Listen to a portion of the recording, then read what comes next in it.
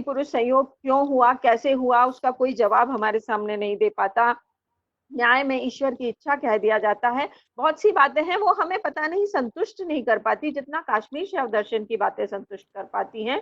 जब ये बात आती कि वह जो स्वतंत्र शिव है वह स्वयं ही अपने आप को विभिन्न प्रकार के विकल्पों में आकारित करता है और स्वयं बंधनग्रस्त करता है और फिर स्वयं ही मुक्त करता है, जैसा कि परमार्थसार में भी कहा है, शिव एव गृहीत पशु भावः। और एक और तंत्रालोक में कहा है, स स्वयं कल्पिताकार विकल्पात्मक कर्म भी बध्नाति आत्मानमेवेह स्वातंत्र्यादिति वर्णितम्। और मजे की बात, वह स्वयं ही अपने आप को कल्पित आकार और विकल्पात्मक कर्मों के द्वारा अपने आप को बंधनग्रस्त करता है, पशु रूप में प्रकाशित करता है अपने स्वातंत्र्य के कारण। तो इसके उदाहरण दिए ही जाते हैं, जैसे कोई राजा अपनी इच्छा से पैदल चले या सवारी पर चले वगैरह। और सबसे बड़ी बात उसके साथ ही कहा है, स्वातंत्र्य महिमे वयम देवस्य यदसौ पुनः स्वम रूपम परिशुद्धम संस्पृशति अणुतामयः। इस दर्शन की एक विशेषता है, जहां और लोग सब त्रिविध कर्म मानते हैं, सृष्टि स्थिति संहार, यहाँ पंच कृत्य माने गए हैं, सृष्टि स्थिति संहार, अनुग्रह और निग्रह। तो वह राजा ही क्या जो दंड नहीं दे सके और पुरस्कार नहीं दे सके। ऐसा जो ईश्वर अन्यत्र ईश्वर माना गया है वह तो हमें एक बैंक के अकाउंटेंट की तरह से लगता है, जो आपके कर्मों के अनुसार फल देता है, आपके अकाउंट में जितना पैसा है उतना आपको निकालने देता है। यह ईश्वर ऐसा है, यह शिव ऐसा है जो आपकी इच्छा से, अपनी इच्छा से अनुग्रह शक्तिपात कर सकता है। और शक्तिपात के द्वारा वह अपने आप को चाहे तो पहले पशु रूप में प्रकाशित कर देता है, संकुचित बना देता है, और उसके बाद फिर यह अपने आप को स्वयं अपने रूप को, अणुरूप को अपने विशाल रूप का, परम शिव रूप का प्रत्यभिज्ञान करवाता है। प्रत्यभिज्ञान से शब्द से सभी परिचित हैं। तो यह इसकी बहुत बड़ी विशेषता है, स्वातंत्र्य और पूर्णता का दर्शन है। और यह स्वातंत्र्य को कैसे कम करता है, इसके बारे में त्रिविध मलों की बात हुई थी। यह अपनी इच्छा से अपने आप को मलों से आविष्टित करता है। मल कौन कौन से हैं? आणव, माई और कार्म, त्रिविध मल हैं। इनका भी स्वरूप है स्वातंत्र्य हानिर्बोधस्य स्वातंत्र्यस्य अपि अबोधता द्विधा आणवम मलमिदम स्वस्वरूपापहानिकः। यह आणव मल ऐसा है जो आपके स्वरूप की हानि कर देता है। आपको जो अपना स्वरूप था, जो शिव का सर्वज्ञत्व, सर्वकर्तृत्व, सर्वव्यापकत्व स्वरूप है, जो सब कुछ है उसके पास, वह स्वरूप भूल जाता है, कमी हो जाती है उसमें। इसका उदाहरण मैं देती हूँ, आपके बैंक में बहुत सारा पैसा है, लेकिन या तो वो कोई चुरा ले, फ्रॉड हो जाए, आजकल बहुत सारे फ्रॉड होते हैं। स्वरूप की हानि हो सकती है, दो तरह से हो सकती है। एक तो कोई उसे चुरा ले, दूसरा आपके पास, आपके दिमाग से ही उतर जाए कि पैसा आपके बैंक में है, आपको ध्यान ही नहीं रहे और आप अपने आप को निर्धन समझते रहें। फिर आप जब निर्धन समझते रहेंगे तो माई मल आ जाएगा। भिन्न वेद्य प्रथा अत्रैव मायाख्यम भोगदम। अब आप अपने आप को व्यवहार भिन्न की तरह से करेंगे। आप इतने अमीर थे लेकिन आप अपने आप को गरीब मानते हुए सारा कार्य करेंगे। और इसी तरह से कार्ममल जो है फिर जन्म और भोग देने वाला मायामल है, और कार्ममल संसार में विचरण कराने वाला है। फिर आप गरीब की तरह विचरण करते रहेंगे। फिर कभी शिव या कोई गुरु आपको आके बताएगा, जब आपको प्रत्यभिज्ञा होगी कि यह आपका बैंक अकाउंट था, जो आपको पता ही नहीं था। और जब आपको पता ही नहीं था और जैसे ही आपको पता चलेगा आपके पास इतना पैसा है, ये आपकी प्रत्यभिज्ञा होगी, स्वरूप ज्ञान होगा। तो ईश्वर, आप अपने स्वयं के स्वरूप का ज्ञान, जो ईश्वर है, परम तत्व है, जो सर्वज्ञ है, वह अपने स्वरूप का ज्ञान कराने के लिए, स्वरूप का संकोच कराने के लिए स्वतंत्र है। और इसी के लिए उसने षट कंचुक की बात कही है। कला विद्या राग काल नियति माया सहित सबकी बात हुई है। माया भी यही करती है। माया उस जो चैतन्य है, सर्व कर्तृत्व संपन्न चेतन, अन्य कर्तुम अकर्तुम अन्यथा कर्तुम स्वतंत्र जो है, उसको माया जो है वह मोहिनी शक्ति है और उसको अपनी मोहिनी शक्ति से वह, मतलब ये सारी शक्तियां जैसे बताया भी जा चुका है कि सूर्य को ढकने वाला बादल भी सूर्य की अपनी ही शक्ति है। और ये बहुत बड़ा अंतर है यहाँ पर वेदांत, अद्वैत वेदांत से। वेदांत में जहाँ जवाब नहीं दिया जा पाता है इस बात का कि माया कौन है, कहाँ से आई, कैसे आई, अनिर्वचनीय ब्रह्म भी है और अनिर्वचनीय माया भी है, और जबकि अनिर्वचनीयता के दोनों के स्तर में बहुत अंतर है। वह सन्नापि असन्नापि भिन्नापि अभिन्नापि, वह सत और असत नहीं कही जा सकती है इसलिए अनिर्वचनीय है, और ब्रह्म इसलिए अनिर्वचनीय है कि वो त्रिकाला बाधित सत है। तो कुछ बुद्धियां सी हमें लगती है अद्वैत वेदांत में, लेकिन यहाँ कोई बुद्धि नहीं लगती, जबकि शिव स्वयं अपने आप को कल्पित करता है और षट कंचुक जो है वो भी स्वयं के द्वारा कल्पित है। तो माया जो है वह भेदिनी शक्ति है, वह अपने आप को, उसके स्वरूप को संकुचित कर देती है शिव के स्वरूप को। फिर कला उसे समय से, जैसा कि आप बता ही चुके हैं, लेकिन मैं छोटा सा उदाहरण देना चाहूंगी। जो लोग शैव दर्शन को नहीं जानते हैं उनके लिए मैं ये उदाहरण देना चाहती हूँ कि ये षट कंचुक जो हैं वो शिव को कैसे संकुचित करते हैं, शिव के जो व्यापक विशाल स्वरूप है उसको कैसे संकुचित करते हैं। तो उसमें मैं उदाहरण देती थी कक्षाओं में कि एक गांव का व्यक्ति है जो कि एक्टिंग सीखना चाहता है, बॉम्बे में हीरो बनना चाहता है, तो वह अपनी सारी पूंजी इकट्ठी करके बॉम्बे में स्टेशन पर उतरता है, और स्टेशन पर उसे ठग मिल जाते हैं जो उसकी सारी पूंजी ले लेते हैं, उसके पास अब कुछ भी नहीं बचा। तो फिर वह वहां जीवन यापन कैसे करेगा? तो उनमें से एक ठग आता है, जैसे कला है वो उसको किंचित कर्तृत्व दे देती है, चल तू यहाँ ये घूम फिर लेना, ये छोटी सी नौकरी कर लेना। नियति है वह उसे ये निश्चित करवा देती है कि तुम ये कर सकते हो, ये नहीं कर सकते हो। राग उसे कामों में लिप्त करवा देता है। काल विद्या, विद्या उसको किंचित ज्ञान दे देती है। इस तरह से ये जो शक्तियां हैं, ये जो षट कंचुक हैं, ये उसे सीमित करने का काम करते हैं, उस परम तत्व के सर्वव्यापक स्वरूप को, सर्वज्ञत्व, सर्वकर्तृत्व, देश काल से जो परे था उसको देश काल से सीमित कर देते हैं। तो इस तरह से, और इसीलिए ईश्वर प्रत्यय विज्ञा विमर्श ने बहुत अच्छा कहा है, एवं कला विद्या काल राग नियति भीरोत प्रोतो मायया अपहृत ऐश्वर्य सर्वस्व सन पुनरपि प्रतिवितीर्ण तत् सर्वस्व राशि मध्यगत भाग मात्र। मतलब माया ने जिसका ऐश्वर्य सर्वस्व छीन लिया है और उसे फिर पुनरपि प्रतिवितीर्ण, पुनः लौटा रहे हैं, तत्सर्वस्व राशि मध्यगत, उस सर्वस्व राशि में से कुछ कुछ भाग मात्र, थोड़ा थोड़ा हिस्सा, एवं भूतो अयम मितः प्रमाता भाति, इस तरह से वह संकुचित प्रमाता के रूप में प्रकाशित होने लगता है। इदानीम इदम किंचित जानानः, इदम मतलब यहाँ इस समय कुछ जानता है, कुछ करता है वगैरह। तो इस तरह षट कंचुकों के द्वारा उसका स्वरूप सीमित हो जाता है, और उसके बाद उसकी जो शक्तियां हैं, उसकी शक्तियां असीमित हैं। उसमें से केवल मैं अब शक्तिपात पर ही बात करूंगी क्योंकि मेरा समय समाप्त होता हुआ दिख रहा है मुझे।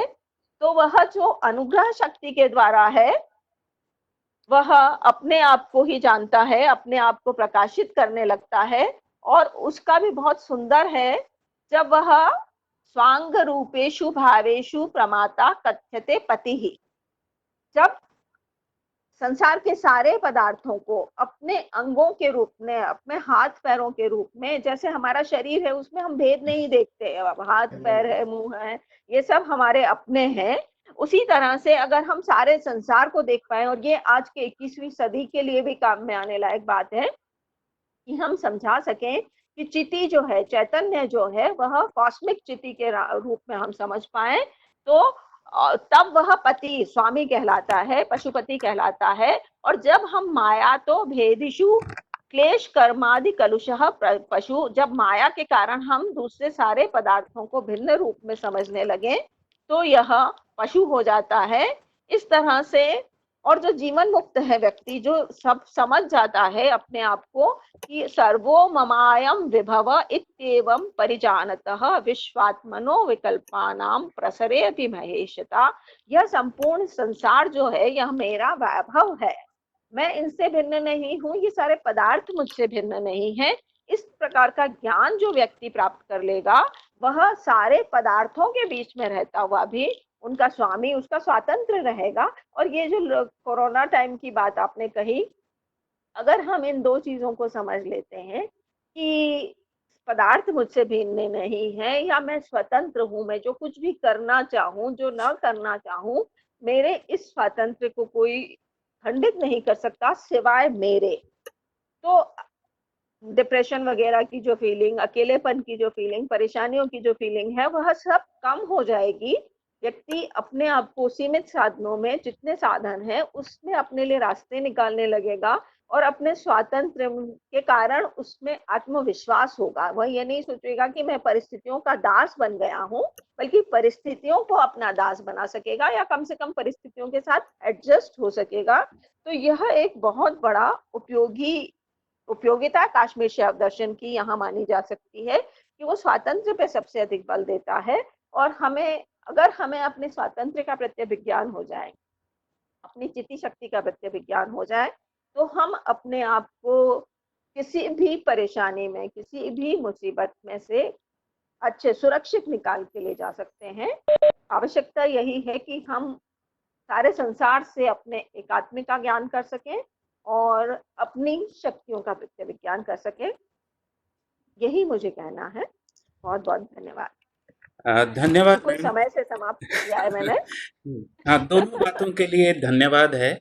एक तो समय पे समाप्त करने के लिए, और दूसरा दो बहुत सुंदर और खूबसूरत शब्द प्रयोग करने के लिए। और मैं समझता हूँ कि आपने एक तरह से इस सेमिनार की दिशा के दो स्तंभ दे दिए हैं, दो खूंटे दे दिए हैं, एक स्वतंत्रता और दूसरा प्रत्यभिज्ञा। और मैं समझता हूँ कि यदि 21वीं शताब्दी के इस पोस्ट कोरोना नैरेटिव में अगर इन दो शब्दों को हम इंट्रोड्यूस कर सकें, प्रत्यभिज्ञा और स्वतंत्रता, अगर इन दो शब्दों को नैरेटिव में ऐड अप कर सकें, तो मैं समझता हूँ कि मनुष्य की भविष्य की जो सोचने और समझने की जो दिशाएं हैं, उनको बहुत हद तक प्रभावित किया जा सकता है और सकारात्मक उनको दिशा दी जा सकती है। तो इस पे चर्चा जो है वो हम बाद में लेंगे।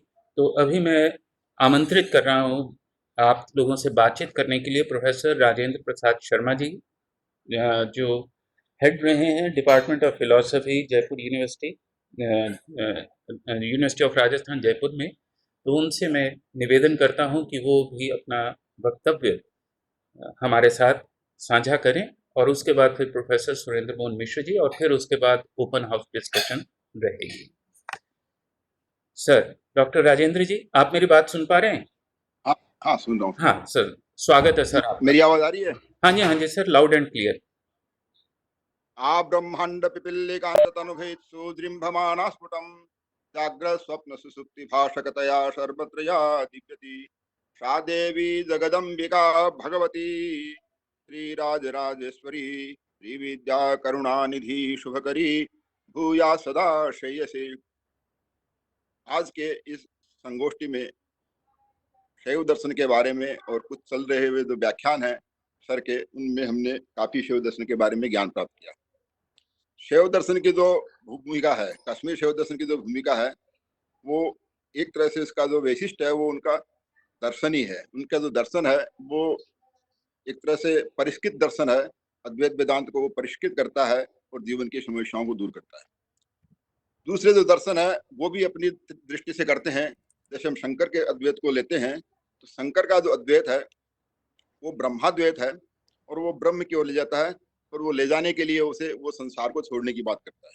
क्योंकि वहाँ जो साधन चतुष्टय है, उन साधन चतुष्टय में वो कहते हैं कि नित्य अनित्य वस्तु विवेक पहली शर्त है। साधक में नित्य और अनित्य का ज्ञान होना चाहिए। और दूसरी शर्त में वो कहते हैं इहा मुत्रात फल भोग विराग है। इस लोक के और परलोक के जितने भी फल और भोग हैं उनसे वैराग्य चाहिए। तो वो जो दर्शन वैराग्य की ओर ले जा रहा है।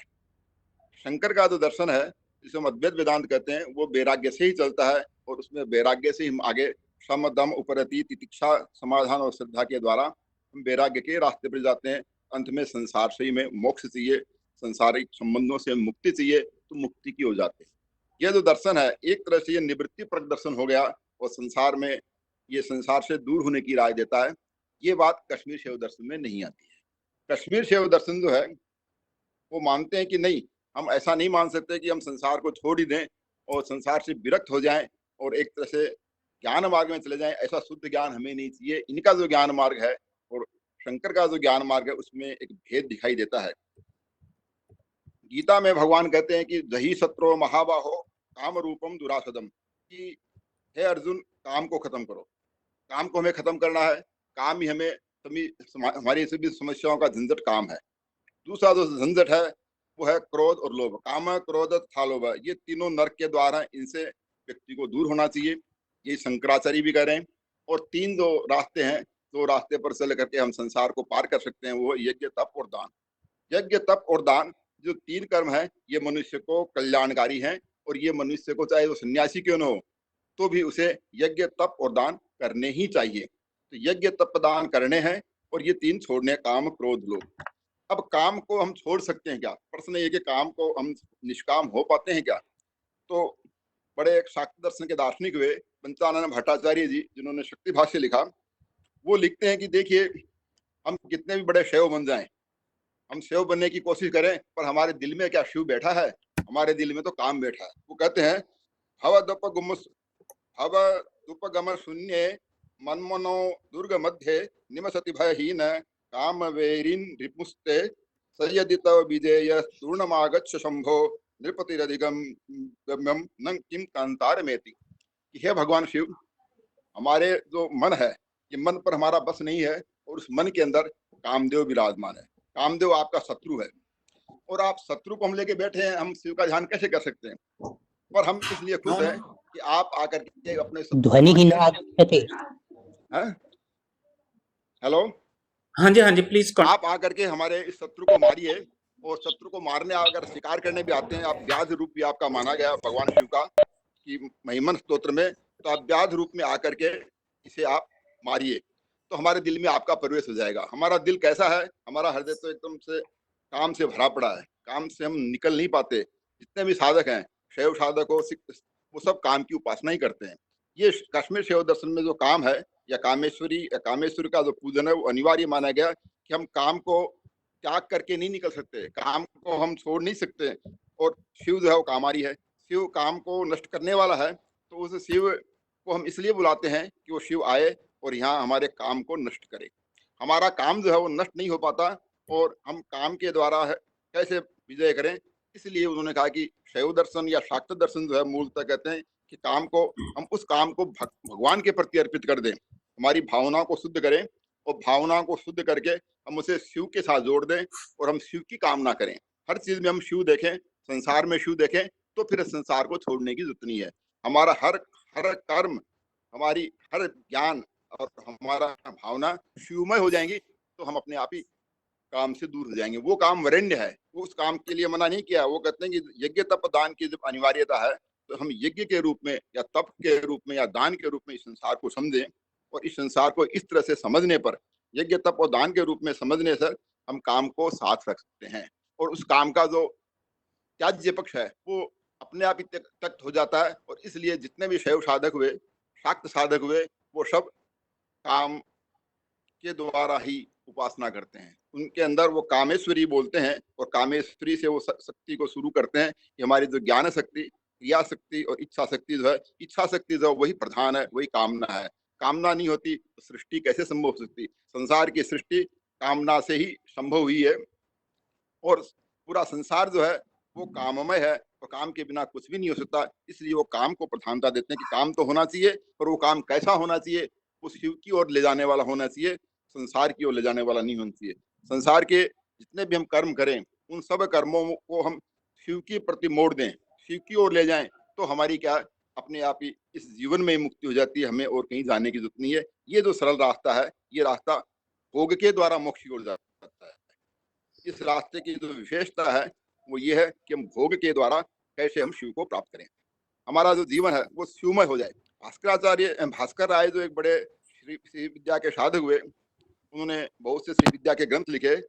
अंत में वृद्धावस्था में जाकर के उन्होंने शिव के 108 नामों की व्याख्या की कि शिव के 108 के नाम पर उन्होंने एक स्तोत्र लिखा। जैसे कश्मीर में स्तोत्र लिखे गए, वैसे उन्होंने भी श्री विद्या में भी उन्होंने एक शिव नाम लता कल्पवाल नाम का ग्रंथ लिखा। शिव नाम लता कल्पवाल ग्रंथ क्या है? ये शिव रहस्य के 108 शिव नाम है। शिव महेश्वर शंभु पिनाकी शेखर वामदेव विरूपाक्ष कपटदी नीललोचन, इस तरह शिव के 108 नाम शिव रहस्य में है।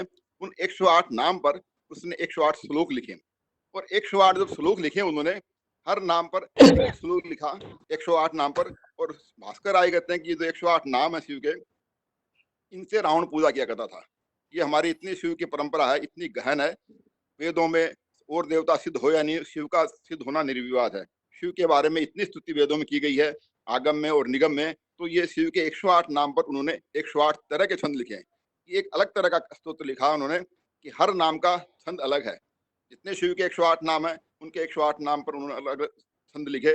तो महाभारत को देखते हैं, महाभारत में 2 बार शिव सहस्त्र नाम आता है, अनुशासन पर्व में और शांति पर्व में। ऐसे ही पुराणों में और बहुत से करीब 11 सहस्त्र नाम प्राप्त होते हैं शिव के। जो 1000 नाम है, और 1000 नामों की व्याख्या जो शिव की उनको वैदिक आधार दिया गया, पौराणिक आधार दिया गया। और ये एक परंपरा, एक ऐसा व्यापक तत्व है शिव को। जैसे हम देखते हैं कश्मीर में, अगर हम मान रहे हैं कि कश्मीर में शिव है, ऐसा कश्मीर का शिव जो है वो दर्शन पक्ष है। अन्य जो शिव, वीर शिव जो, वो भी वेदों की बड़ी बात करते हैं, और वेदों के आधार पर भी वो अपने आप को सम्मत सिद्ध करते हैं। पर उन सब में क्या है कि उनमें किसी में कर्म प्रधान है, किसी में साधना प्रधान है, किसी में चिंतन प्रधान है। कश्मीर शिव दर्शन की जो विशेषता मुझे नजर आई, वो दर्शन प्रधान है। उन्होंने दर्शन के द्वारा इसको आत्मसात किया, और इसका जो दर्शन है, उस दर्शन को कैसे हम द्वैत के चक्कर से निकल के अद्वैत के रास्ते को सुस्पष्ट कर सकें। और तत्व मीमांसा, चाहे वो वीर शैविज्म हो, चाहे शैव दर्शन हो, चाहे राजस्थान में एक दर्शन जो था पाशुपत मत, जो मेवाड़ के राजा थे, भी मेवाड़ के राजा हुए, पप्पा रावल से लेकर के आज तक, वो सब शिव के भक्त रहे, और वो पशुपत मत को मानते हैं। पशुपत मत या नकुलिश मत जो है, इस मत को जब सर्वदर्शन संग्रह में शुरू किया गया, तो उन्होंने कहा कि ये जो मत है, सर्वदर्शन संग्रह का जो मत, वो कहते हैं कि देखिए वैष्णव जो मत थे, वो वैष्णव मत सब हमें दैन्य की ओर ले जा रहे थे, और जब शिव के जो मत है वो महेश्वर बना रहे हैं। ये मनुष्य को जीव से शिव की यात्रा को ले जा रहे हैं, इसलिए वो सबसे पहले उसको पाशुपत मत को रखते हैं, बाद में वो कश्मीर शिव दर्शन के मत को। और शिव का जो तीसरा मत जो है, जैसे मद्रास में जो चला तमिल में, तमिल का शिव अलग, कर्नाटक अलग, और भारत में जगह जगह शिव के मत अलग अलग तरीके से दिखे। कम से कम मैं समझता हूँ कि 5 या 6 तरह का शिव दर्शन इसमें भारत में उपलब्ध हो सकता है, जिस पर हमें इसमें जोड़ना चाहिए कि 6 तरह, केवल कश्मीर शिव दर्शन नहीं, 6 तरह के शिव दर्शन मिल सकते हैं। और इन्होंने, सबके अंदर कलाएं थी, सब में आनंद था, और सभी ये कहते हैं कि हम आनंद की ओर, भोग की ओर और मोक्ष की ओर, दोनों की ओर ले जाने वाले दर्शन हैं। एलोरा, एलोरा की जो गुफा है, उस गुफा के अंदर करीब 35-36 उसके अंदर गुफाएं हैं। जो प्रधान गुफा, उसको कैलाश कहते हैं। उस कैलाश गुफा में उन्होंने एक बहुत बड़ा कैलाश के रूप में एक शिव मंदिर बनाया। सबसे बड़ा मंदिर वही है, और इसे विश्व हेरिटेज में भी स्थान मिलता है। वो मंदिर उन्होंने ऐसे बनाया कि ऊपर से नीचे की ओर बनाया। सबसे पहले पर्वत की शिखर बनाया, और शिखर से नीचे घसते घसते आए। उसमें कोई जॉइंट नहीं है, उसमें कोई जोड़ नहीं लगाया उन्होंने खैर खुदाई की, और इसके अंदर से कचरा निकाल दिया, और कहा कि ये जो पत्थर है, ये हमने शिव तत्व को स्थापित कर दिया। ये शिव जो है, इस शिव में से हमने कुछ भी नहीं, इसमें खाली जो मल था वो निकाल दिया, और हमने इसमें कुछ लाकर जोड़ा नहीं है। इस पर्वत के अंदर एकदम भगवान शिव विराजमान है, और इन शिव को उन्होंने करीब 150-200 फीट का मंदिर है। उस मंदिर को उन्होंने एक अलग तरीके से बनाया, जैसे और कोई मंदिर भारत में या कहीं भी ऐसे नहीं बने, जिस तरह से उन्होंने एलोरा में ये मंदिर बनाया। और वो मंदिर बनाने में करीब 200 वर्ष लगे, 10 पीढ़ियों ने काम किया, और उस शिव को उन्होंने विराटता दी कि शिव का जो कैलाश है, ये असली कैलाश तो हमारा यही है। तो वो शैव दर्शन जो प्रत्याहार काल में ये बना मंदिर, हजारों वर्ष पहले ये मंदिर बना। तो शैव जो था, शैव दर्शन को जब मैं देखता हूँ, तो मोहनजोदड़ो से लेकर के और हर जगह शिव का प्रभाव दिखता है। राजस्थान में एकलिंगनाथ जी जो है, बप्पा रावल से लेकर के समझ लीजिए, तब से ये शिव की कृपा रही, और उन्होंने अपने आप को कभी राजा नहीं कहा। महाराणा का अर्थ राजा नहीं है, महाराणा का अर्थ है कि शिव के हम घोड़े के रखने वाले, घोड़ी साज हैं, केवल हम घोड़ी रखने हैं, इसलिए अपने आप को राजा नहीं कहते। हर आदेश को जब निकालते हैं तो वो एकलिंगनाथ को रखते हैं, क्यों कहते हैं कि हमने, भगवान शिव ही राजा है, और एकलिंग जी है वो हमारे राजा हैं। उनके मत में वो चारों तरफ, उनकी जो साधना पद्धति है एकलिंग नाथ की, वो चारों तरफ 4 पुजारी खड़े होकर के पूजा करते हैं, और वो 4 मुख मानते हैं, चतुरामनारायण मानते हैं। कुछ लोग 5 और कुछ 6 नारायण मानते हैं। तो 6 तरह के शिव दर्शन में रहे। इनमें कश्मीर का जो शिव दर्शन था, इसकी विशेषता मैं ये समझता हूँ कि इसमें बहुत से आचार्य रहे, और आचार्यों ने अपनी परंपरा को बहुत ही सुदृढ़ रूप में स्थापित किया। और इस तरह की परंपरा अन्य आचार्यों में नहीं दिखी। अन्य आचार्यों में कर्मकांड अधिक है, और जैसे मान लीजिए शैव दर्शन में, वीर शैव में जाते हैं तो उधर लगता है कि भस्म का बड़ा महत्व है, रुद्राक्ष का बड़ा महत्व है। उन्होंने रुद्राक्ष को 360 रुद्राक्ष धारण के लिए कहा कि इतने सिर में, इतने गले में, कंठ में, कानों में, हाथों में, इस तरह से एकदम शिवमय बनो, सब कुछ छोड़ो। तो वो जितने भी दर्शन है, जो शिव दर्शन, अन्य शिव दर्शन है, उनमें मुझे लगता है कि वो एक तरफ से उनमें निवृत्ति मुख हो रही है। कश्मीर में जो शिव दर्शन है वो सौंदर्य की ओर जा रहा है, और वो जीवन को छोड़ नहीं रहा है, वो जीवन के साथ चल रहा है, और जीवन के साथ चलते चलते वो चाह रहा है कि हम जीवन को एक सुखमय और आनंदमय बनाए। जो शिव है वो सच्चिदानंद रूप है, सतरूप, चिद्रूप और आनंद रूप है। और जो शक्ति है वो शक्ति के साथ जो उसका अन्वय है कि शक्ति जो है वो नाम और रूप है, वो शब्द रूप है, और शब्द माने नाम, और वो उसका तरह तरह के रूप हो सकते हैं। जितने भी ये भगवान है, शिव हो, विष्णु हो, या दुर्गा हो, अंबिका हो, इन सब को एक ही चीज है, ये अन्य चीज नहीं है। ऐसा मानते हैं कि हरि शब्द और हर का अर्थ तो एक ही होगा। शिव महिमन स्तोत्र की 2 व्याख्याएं लिखी गई, एक में हर रूप में, एक हरि रूप में। तो वो मानते हैं कि हरि धातु का एक ही अर्थ है, हरने वाला, पापों को हरने वाला। तो ये विष्णु, शिव और अंबिका, ये तीनों का अन्वय एक ही होता है। ये तीनों एक ही तत्व है, और इस एक ही तत्व के 3 नाम है। ऐसे ही ब्रह्मा, विष्णु, महेश, ये तीनों भी एक है। तो शैव दर्शन तो हमें एकत्व की ओर ले जा रहा है कि ये सब एक ही तत्व है। जैसे कृषि करने वाला किसान जब बीज रोप रहा है तो ब्रह्म रूप है, जब उसको फसल को पानी दे रहा है तो वो विष्णु रूप है, और जब फसल को काटता है तो वो शिव रूप हो जाता है। इसलिए इसके जो 3 रूप हमें दिख रहे हैं, वो व्यक्तित्व एक ही है, वो एक ही सत्ता है। उस एक ही सत्ता को हम शिव कहें, या शक्ति कहें, या हम उसे विष्णु कहें, या जो भी उसका हम नाम दें, वो सभी सत्ताएं एक हैं। और वो एक ही तत्व जो है वो प्रत्येक जीव के माध्यम से प्रतिभाषित हो रहा है, दिख रहा है। इसलिए शिव की व्याख्या सभी दर्शन कर रहे हैं। शैव में अद्वैती भी कर रहे हैं, द्वैती भी कर रहे हैं, द्वैताद्वैती भी कर रहे हैं। और इसीलिए विभिन्न मत हो गए शैव दर्शन के, 6 ब्रांच हो गई कम से कम। 6 ब्रांच इसीलिए हो गई, और इनमें सभी ब्रांच ने जिस रूप में देखा उस रूप में उन्होंने वर्णन किया। इन सब में हमें एकता की जो बात है, वो विश्व को एक करने की जो बात है, शिव के साथ हमें जुड़ने की बात है, वो सबसे ज्यादा महत्वपूर्ण लगी। और हमें उसी का ध्यान देना चाहिए कि हमें इस शिव की व्यापकता को देखते हुए हम उस एकता का, जो सब में एकता आ जाएगी तो फिर कोई भय नहीं रहेगा, कोई कोरोना का भय नहीं, किसी का भय नहीं रहता है। सब जब शिवमय हो जाता है तो सभी भय समाप्त हो जाते हैं, संसार की समूची बाधाएं खत्म होती है। ये एक उत्तम मार्ग शैव दर्शन देता है। इसी के साथ मैं सबको प्रणाम करते हुए अपनी बात पूर्ण करता हूँ। बहुत बहुत धन्यवाद सर, बहुत बहुत आभार। बहुत महत्वपूर्ण आपका वक्तव्य रहा है, और उसमें 2-1 बातें तो मुझे बहुत अनुकूल लगी हैं, विषय के अनुकूल। तो बहुत ही खूबसूरत बात ये रही कि जब आपने काम और भोग की बात की, और साथ में दर्शन शब्द इस कश्मीर शैव दर्शन में उसकी विशेषता की बात की, तो लगा कि शायद हम एक इकोनॉमिक पॉलिसी की फॉर्म में हम इसको प्रपोज कर सकते हैं, या इकोनॉमिक्स का जब हम नरेटिव डिजाइन करें तो उसमें ये 2 शब्द डाले जा सकते हैं कि हर जीव जो है वो देवता का जब दर्शन करने जाता है तो वो भोग लेके जाता है, और वहां से भोग की जब वो प्रस्तुति करता है तो वहां उसका जो संस्कार होता है तो वो भोग प्रसाद में बदलता है, और फिर साथ ही वो तथास्तु लेके आता है। तो अगर हम इकोनॉमिक जो पॉलिसीज हैं या इकोनॉमिक नरेटिव जो है, अगर हम उसको इस दृष्टि से परिभाषित कर पाए कि जीव जो कंज्यूमर है और जो वो भोग लेके जा रहा है देवता का, और उसका संस्कार करके किसी प्रकार से उसको हम प्रसाद में बदल के और तथास्तु लेकर के आए, तो मैं समझता हूँ कि एक मंगल कार्य आरंभ हो सकता है, एक मंगल की कॉन्सेप्ट डेवलप हो सकती है।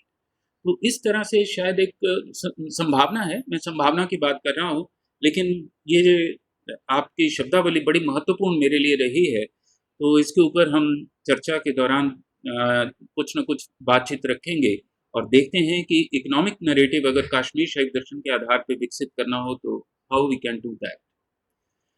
अब इसी के साथ मैं आज के तृतीय मुख्य वक्ता को मंच पर आमंत्रित कर रहा हूँ, प्रोफेसर सुरेंद्र मोहन मिश्र जी को।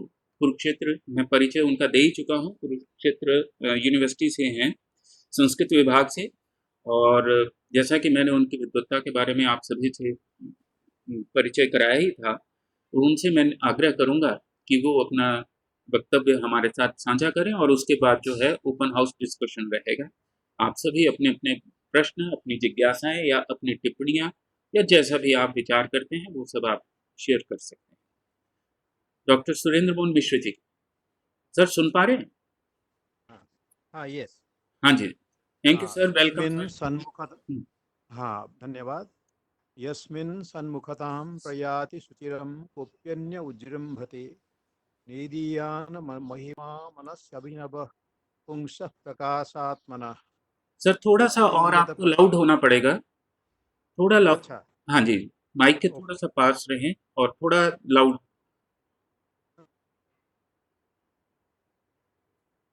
जी, हेलो। महिमा मनस्यभिनवः हाँ जी, पुंसः प्रकाशात्मनः तृप्तिं यत परमां तनोति विषया स्वादं विना शाश्वतीं धामानन्दसुधामयोजिततनुस्तत्प्रातिभं संस्तुमः। नमो गुरुभ्यः, नमो महद्भ्यः, नमो विद्वद्भ्यः। सभी को मेरा प्रणाम। अभी अभी तो ये जो होस्ट है डॉक्टर आशुतोष जी, बहुत ही सुंदर शब्दों में उन्होंने भूमिका बांधी और बीच में टिप्पणियों से उसको अलंकृत किया। और प्रोफेसर रीना अग्रवाल जी और प्रोफेसर राजेंद्र शर्मा जी ने बहुत सुंदर शब्दों में उस बात को रखा कि क्या थाती है काश्मीर शैव दर्शन की। मैं इसे तो अद्वैत शैवागम करके कहता हूँ, क्योंकि काश्मीर में हर तरह का शैव दर्शन पनपा, चाहे द्वैत हो, चाहे अद्वैत हो, विशिष्टाद्वैत हो, द्वैताद्वैत हो, हर तरह के शैव दर्शन की धारा काश्मीर में फूटी। उससे यह जो एक प्रकार से अंतिम कड़ी है और बहुत निष्कर्ष रूप है, वो अद्वैत शैव धारा है। इसलिए यह त्रिक है, अद्वैत शैवागम है, आभासवाद है, स्वातंत्र्यवाद है, प्रत्यभिज्ञा है, और इसको हम स्पंद तत्व के नाम से उस दर्शन को भी कहते हैं। और शिव सूत्रों से लेकर के यह जो धारा एक चल पड़ी, उसके पीछे अद्वैत परक जितने तंत्र हैं वो सारे खड़े हैं, चाहे हो, सचतंत्र हो, वाणी विजयोत्तर हो, योगिनी हृदय हो।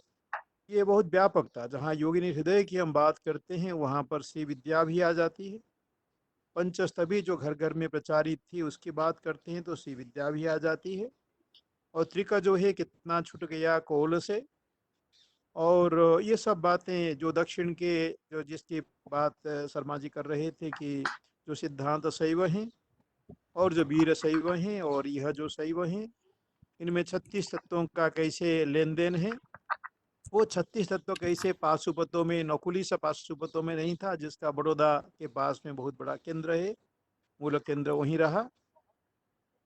तो पाशुपतों से लेकर के पाशुपत का जो पंचान शिव है वह कैसे अथर्ववेद से आता है और जो है वह रच बस जाता है, और पाशुपत नकुली सा पाशुपत के माध्यम से वह आगे गति करके वह आकर के अद्वैत शैवागम तक पहुंचता है।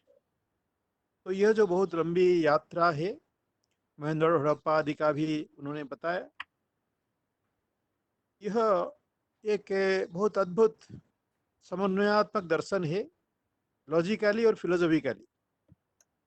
अब दो अब तो जो शैवाचार्य लक्ष्मण जू जी महाराज और प्रोफेसर दया कृष्णन जी, उनका भी यहाँ पर नाम लिया गया है, उनको मैं प्रणाम करता हूँ। प्रोफेसर दया कृष्णन जी से करीब 4-5 बार विभिन्न कार्यक्रमों में उनसे सुनने का और कुछ पढ़ने का भी अवसर मिला, चर्चा करने का भी। तो वो एक बेबाक फिलोसोफर थे जिनको हम आधुनिक सेंस में बहुत ही, वो किसी वो नहीं रखते थे, डोगमा से हट करके वो चर्चा करना जानते थे और हर दर्शन से उनका लगाव था। खास में शैव दर्शन से भी बहुत लगाव था। और संवाद करके उन्होंने वो किया था जहाँ पर प्रोफेसर आर.सी. द्विवेदी जी भी उपस्थित थे।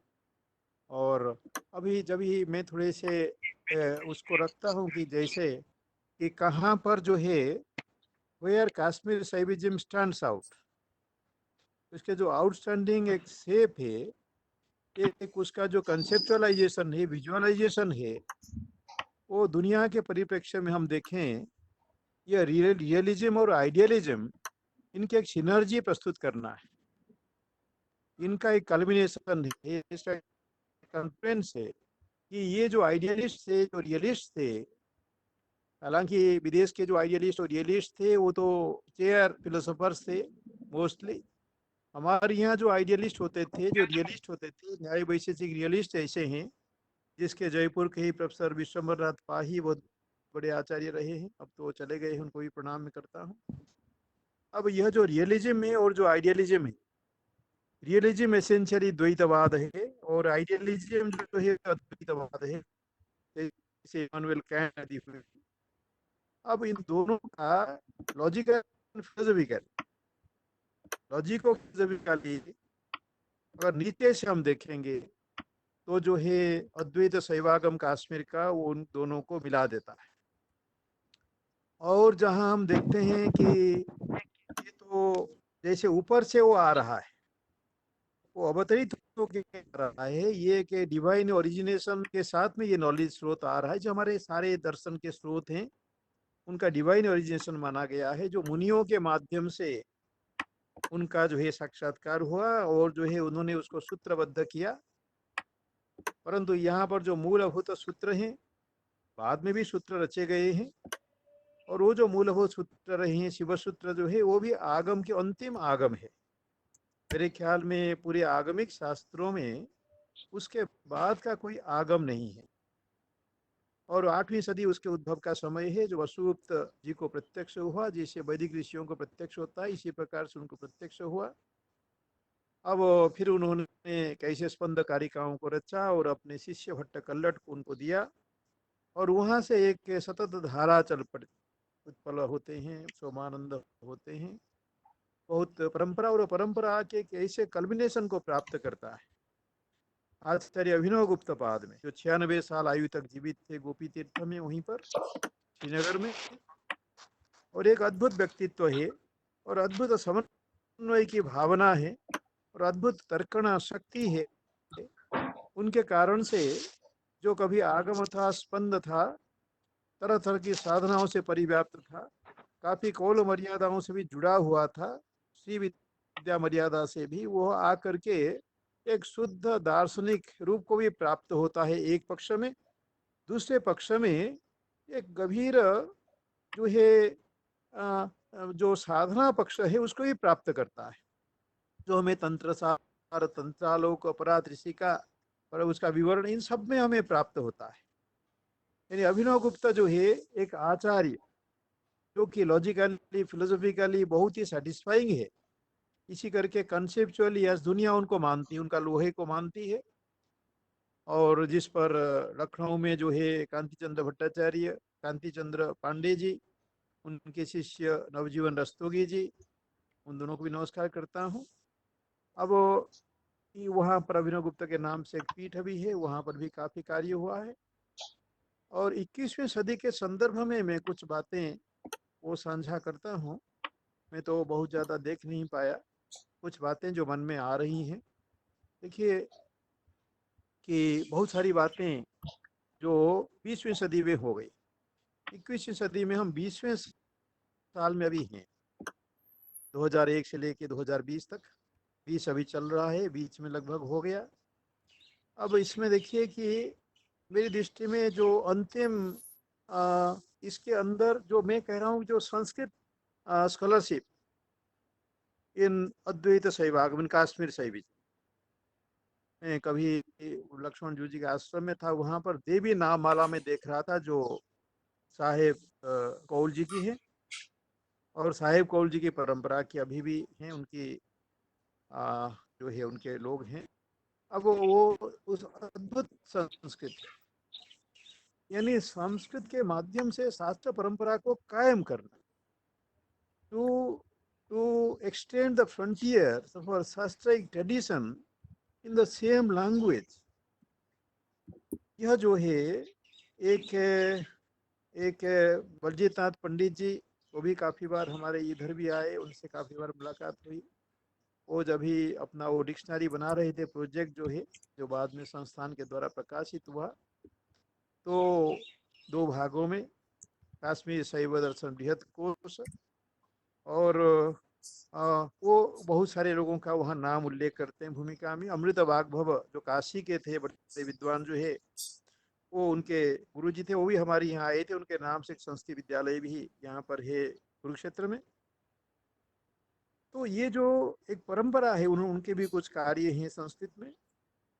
अब क्या हो रहा है, जैसे में इसमें जो 21वीं सदी में जिन लोगों ने स्वाध्याय के माध्यम से ग्रंथ परंपरा की रक्षा की, जो लोग जो है प्रवचन के माध्यम से शास्त्रीय मर्यादा परंपरा का निर्वाह किया, उसको आगे कुछ बढ़ाया भी, कंसेप्चुअली कुछ विजुअलाइज किया, और जिन्होंने ग्रंथ को संभाला, ग्रंथों की व्याख्या की, और जो है कि ग्रंथों को लिखे, वो ग्रंथ लेखन चाहे अंग्रेजी में हो, हिंदी में हो, फ्रेंच आदि में हो, जर्मन में हो, किसी भाषा में हो या संस्कृत में हो, तो इन सब का, और जिन्होंने साधना की, मैं इनको 3 4 5 भागों में रखूंगा।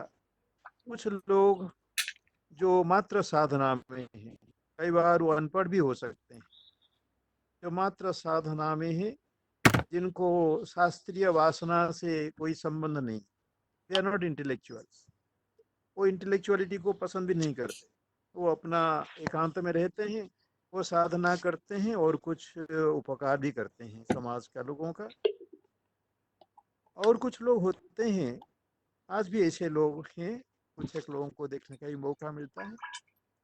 और दूसरी बात है, जो दीक्षा परंपरा के साथ भी जुड़े हुए हैं, कुछ लोग दीक्षा देते हैं, कुछ लोग दीक्षा नहीं देते, कहते हैं हमें ऐसा गुरु का आदेश नहीं मिला, इसलिए हम आपको थोड़ा सा बता देंगे, लेकिन हम दीक्षा नहीं देते। तो साधना, जो साधक हैं, कुछ लोग हैं जो है मात्र बौद्धिक परंपरा में है, मात्र बौद्धिक परंपरा में वो इंटेलेक्चुअल्स हैं, वो उसको देश में विदेश में बैठे हुए हैं, उनको समझ रहे हैं, उनको कंपैरेटिवली एनालिसिस कर रहे हैं, चर्चा कर रहे हैं, वो जो है इंटेलेक्चुअल्स हैं। अब कुछ लोग हैं जो साधक भी हैं, इंटेलेक्चुअल्स भी हैं, जिसका टॉप का दृष्टांत हमें वसुगुप्त से लेकर के वो सारी परंपरा में मिलेगा। एवरीवन वाज ए साधक, बड़ा श्रेष्ठ साधक, और कई तो कई साधनाओं को साथ में लिया करते थे। और ऐसे ही लक्ष्मण जी के गुरु परंपरा में भी ऐसे लोग रहे, जो एक तरफ कौल, एक तरफ त्रिक, दोनों को लेकर के चल रहे थे। और भी छोटी छोटी परंपराएं हैं, तो उनको भी साथ में लेते थे। और कुछ लोग होते हैं जिनको मैं कहूँगा कि वो जो है लेमैन है, जो सुनते हैं, थोड़ा समझते हैं, उसको कुछ पसंद करते हैं, कुछ बातें उनको मिल जाती हैं कि हाँ कश्मीर के बारे में ऐसी भी बात है। अब जब कश्मीर ओपन अप हो गया, अभी थोड़े ही दिन पहले, अब उसके अंदर जो एक जागरूक युवा लोग हैं, वृद्ध लोग भी हैं, कुछ ऐसे वृद्ध लोगों को देखा, जैसे हमारे कोकिलू जी चाहे हों, चाहे वो जो क्या नाम उनका है, जो 80 से परे के हैं, तो ये सब लोग जो हैं, ये इतने उत्साहित हैं जिसका कुछ कहना नहीं। परंतु कश्मीर की भावभूमि को समझने के लिए, एक तो जो है वहाँ की लिपि, संस्कृत भाषा, ग्रंथ परंपरा, प्राचीन कश्मीरी प्राकृत, इन सब बातों को जानना बहुत आवश्यकता है। और पांचवा, साधना पद्धति, इनको जानना बहुत आवश्यक है। तो ये जो 4 5 प्रकार के लोग हैं, अब इनमें है कि कश्मीर से जो जुड़े हुए हैं, जो कश्मीर से नहीं जुड़े हुए हैं, क्योंकि कश्मीर शैव दर्शन जो है मात्र कश्मीर का विषय नहीं रहा। कश्मीर से वह काशी में आ गया, अन्य स्थानों में चला गया, और जैसे शारदा तिलक आदि हैं, वो तो अपने घर की परंपरा में मैंने देखा इनका प्रयोग। ये सब जो तंत्र के ग्रंथ हैं, वेदों के ग्रंथों की तरह इनपे भी प्रयोग और पद्धति ग्रंथ, जैसे वैदिक परंपरा में प्रयोग ग्रंथ और पद्धति ग्रंथ होते हैं, यहाँ भी प्रयोग और पद्धति ग्रंथ रहे। और उसका जहाँ संकेत मिलता है कि ये ज्ञानाधिकार और क्रियाधिकार, और ज्ञानाधिकार में तो हम चर्चा कर लेते हैं, क्रियाधिकार में जो है उसके लिए, प्रवेश के लिए दीक्षा चाहिए, उसमें जो है साधना चाहिए। और साधना से बचे हुए विषय को जो शास्त्र के रूप में अवतरित करता है, उसकी आज के समय में बहुत आवश्यक है। नहीं तो एक बात मैं उसको सोच रहा था, जैसे ये राजीव मल्होत्रा कई बार बोलते हैं अब हाल हाल में आए थे, वहाँ पर हमारे प्रोफेसर सुधीर जी भी थे जो चंडीगढ़ के हैं। अब देखिए कि ये जो डाइजेशन की बात वो करते हैं, अब जो कुछ भी अद्वैत शैवागम में है, काश्मीर शैविज्म में है, इन सबको अभी अंग्रेजी डाइजेस्ट कर रही है, फ्रेंच डाइजेस्ट कर रहा है, और जो है जर्मन जो डाइजेस्ट कर रहा है, हमारे यहाँ की भाषाएं भी डाइजेस्ट कर रही हैं। परंतु उसका जो मूल स्रोत था वो कहीं सरस्वती की तरह बंद हो गया। जैसे मैंने कहा कि एक साहेब कौल हैं, एक ये HBN पंडित, कुछ अमृत बागभव हैं, और कुछ मिलेंगे ऐसे। परंतु उसकी जो मुख्य धारा है, वो जो मुख्य संकल्पनाएं हैं, मान लीजिए जॉन हॉब्स हैं, अभी इन्होंने ये 21st सेंचुरी में बहुत सारे ग्रंथों को री एडिट किया, दोबारा छपाया, और ये जो लॉस एंजल्स में उनकी संस्था है यूनिवर्सल शैव फेलोशिप, वहाँ से बहुत सारा कार्य हुआ। वो यहाँ रहते थे, उन्होंने अंतिम जीवन में भी जो गुरु लक्ष्मण जी हैं उनका बहुत सेवा भी की, और सब बातें जो है अभी बहुत कार्य कर रहे हैं। ऐसे वहाँ पर एक भैरवी करके हैं, वो भी कार्य कर रही हैं, और कुछ कश्मीर के युवा भी काम कर रहे हैं। कुछ मृणाल कौल हैं जो हमारे ये जो मणिपाल यूनिवर्सिटी में वहाँ एक चेयर है, उसमें भी कार्य कर रहे हैं। और जो लॉजिक बैकग्राउंड से आए, जैसे वो रहे तो शिवजून भट्टाचार्य जी के भतीजे रहे हैं अरिंदम चक्रवर्ती, वो भी कुछ कार्य किए हैं। तो बहुत तरह के 21वीं सदी में हम देखें उनका कंसेप्चुअल एनालिसिस खूब, कॉन्शियसनेस पर लगभग 6-7 बड़े बड़े इंटरनेशनल सेमिनार्स हुए रामकृष्ण मिशन में, जिनके प्रोसीडिंग जो है उनको संपादित किया हमारे गुरु जी जो भी रहे नहीं, प्रोफेसर देवव्रत शर्मा जी। तो वहाँ भी बड़ा कार्य काश्मीर शैविज्म के प्रमुख भाग रहा। लोगों ने इसी तंत्रों से अधिकतर लेकर के कॉन्शियसनेस की चर्चा की। ये जो कॉन्शियसनेस है, अब अद्वैत शैवागम का एक विशिष्ट पक्ष क्या है कि how consciousness becomes matter. Conscious जो यूनाइटेड फील्ड करके आइंस्टाइन कहते थे, और लोग जो इस पर क्वांटम फिजिक्स में कार्य करते हैं, हाउ कॉन्शियसनेस जो है बिकम्स मैटर। तो यह जो बात है कैसे पूर्ण शून्य होके फिर जगत में परिवर्तित हो जाता है, यानी हमारे यहाँ जो निग्रह है और जो फिर आत्मानुग्रह है जिसे जगत की उत्पत्ति होती है, और यह शिव जीव का भेद है।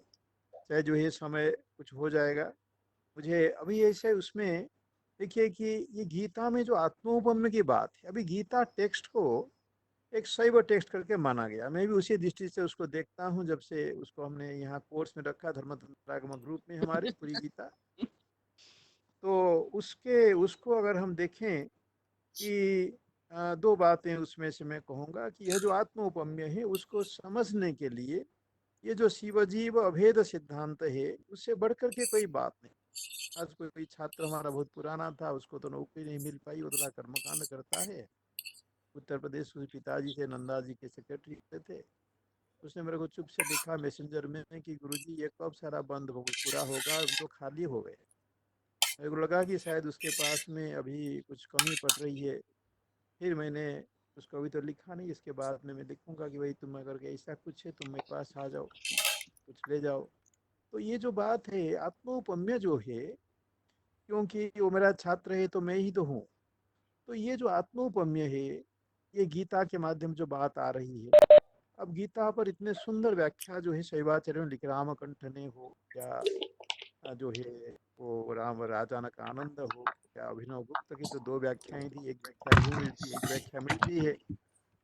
ये तात संग्रह के नाम से है, जिसको पहले 1932 में छपाया था, 1930 में छपाया था, जो है लक्ष्मण जू जी ने, उनकी पहला प्रकाशन भी था।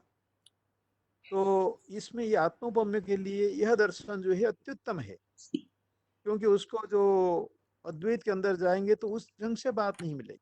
इसलिए शंकर में कहा कहता हूँ तंत्रालोक में, जहाँ पर विज्ञानाकल में लेकर के बौद्धों को और वेदांतियों को छोड़ देते हैं Abhinav Guptapada, with all love and respect for him, मैं कहता हूँ कि अगर जो है शंकर को सौंदर्य लहरी के साथ में, उनके स्तोत्रों के साथ में जोड़ करके उनको अगर हम ले आएंगे, उन्नीत करेंगे वहाँ तक, तो अभिनव गुप्त जी वो उनको वहाँ वहीं तक पहुँचाएंगे जहाँ अद्वैत शैव की भी भावधारा में पूर्णता पहुँचती है। अगर दक्षिणामूर्ति स्तोत्र को ले लेंगे तो अष्टधा परिणतम च ऐश्वर्यम अव्याहतम, जो 10वें श्लोक में बताते हैं, वो जो ऐश्वर्य अव्याहतम ऐश्वर्यम, इसलिए पारमेश्वर्य जो था पाशुपतों में, वो पारमेश्वर्य और भी कंसेप्चुअली और स्पिरिचुअली उन्नीत होकर के कैसे वहां तक पहुंचता है।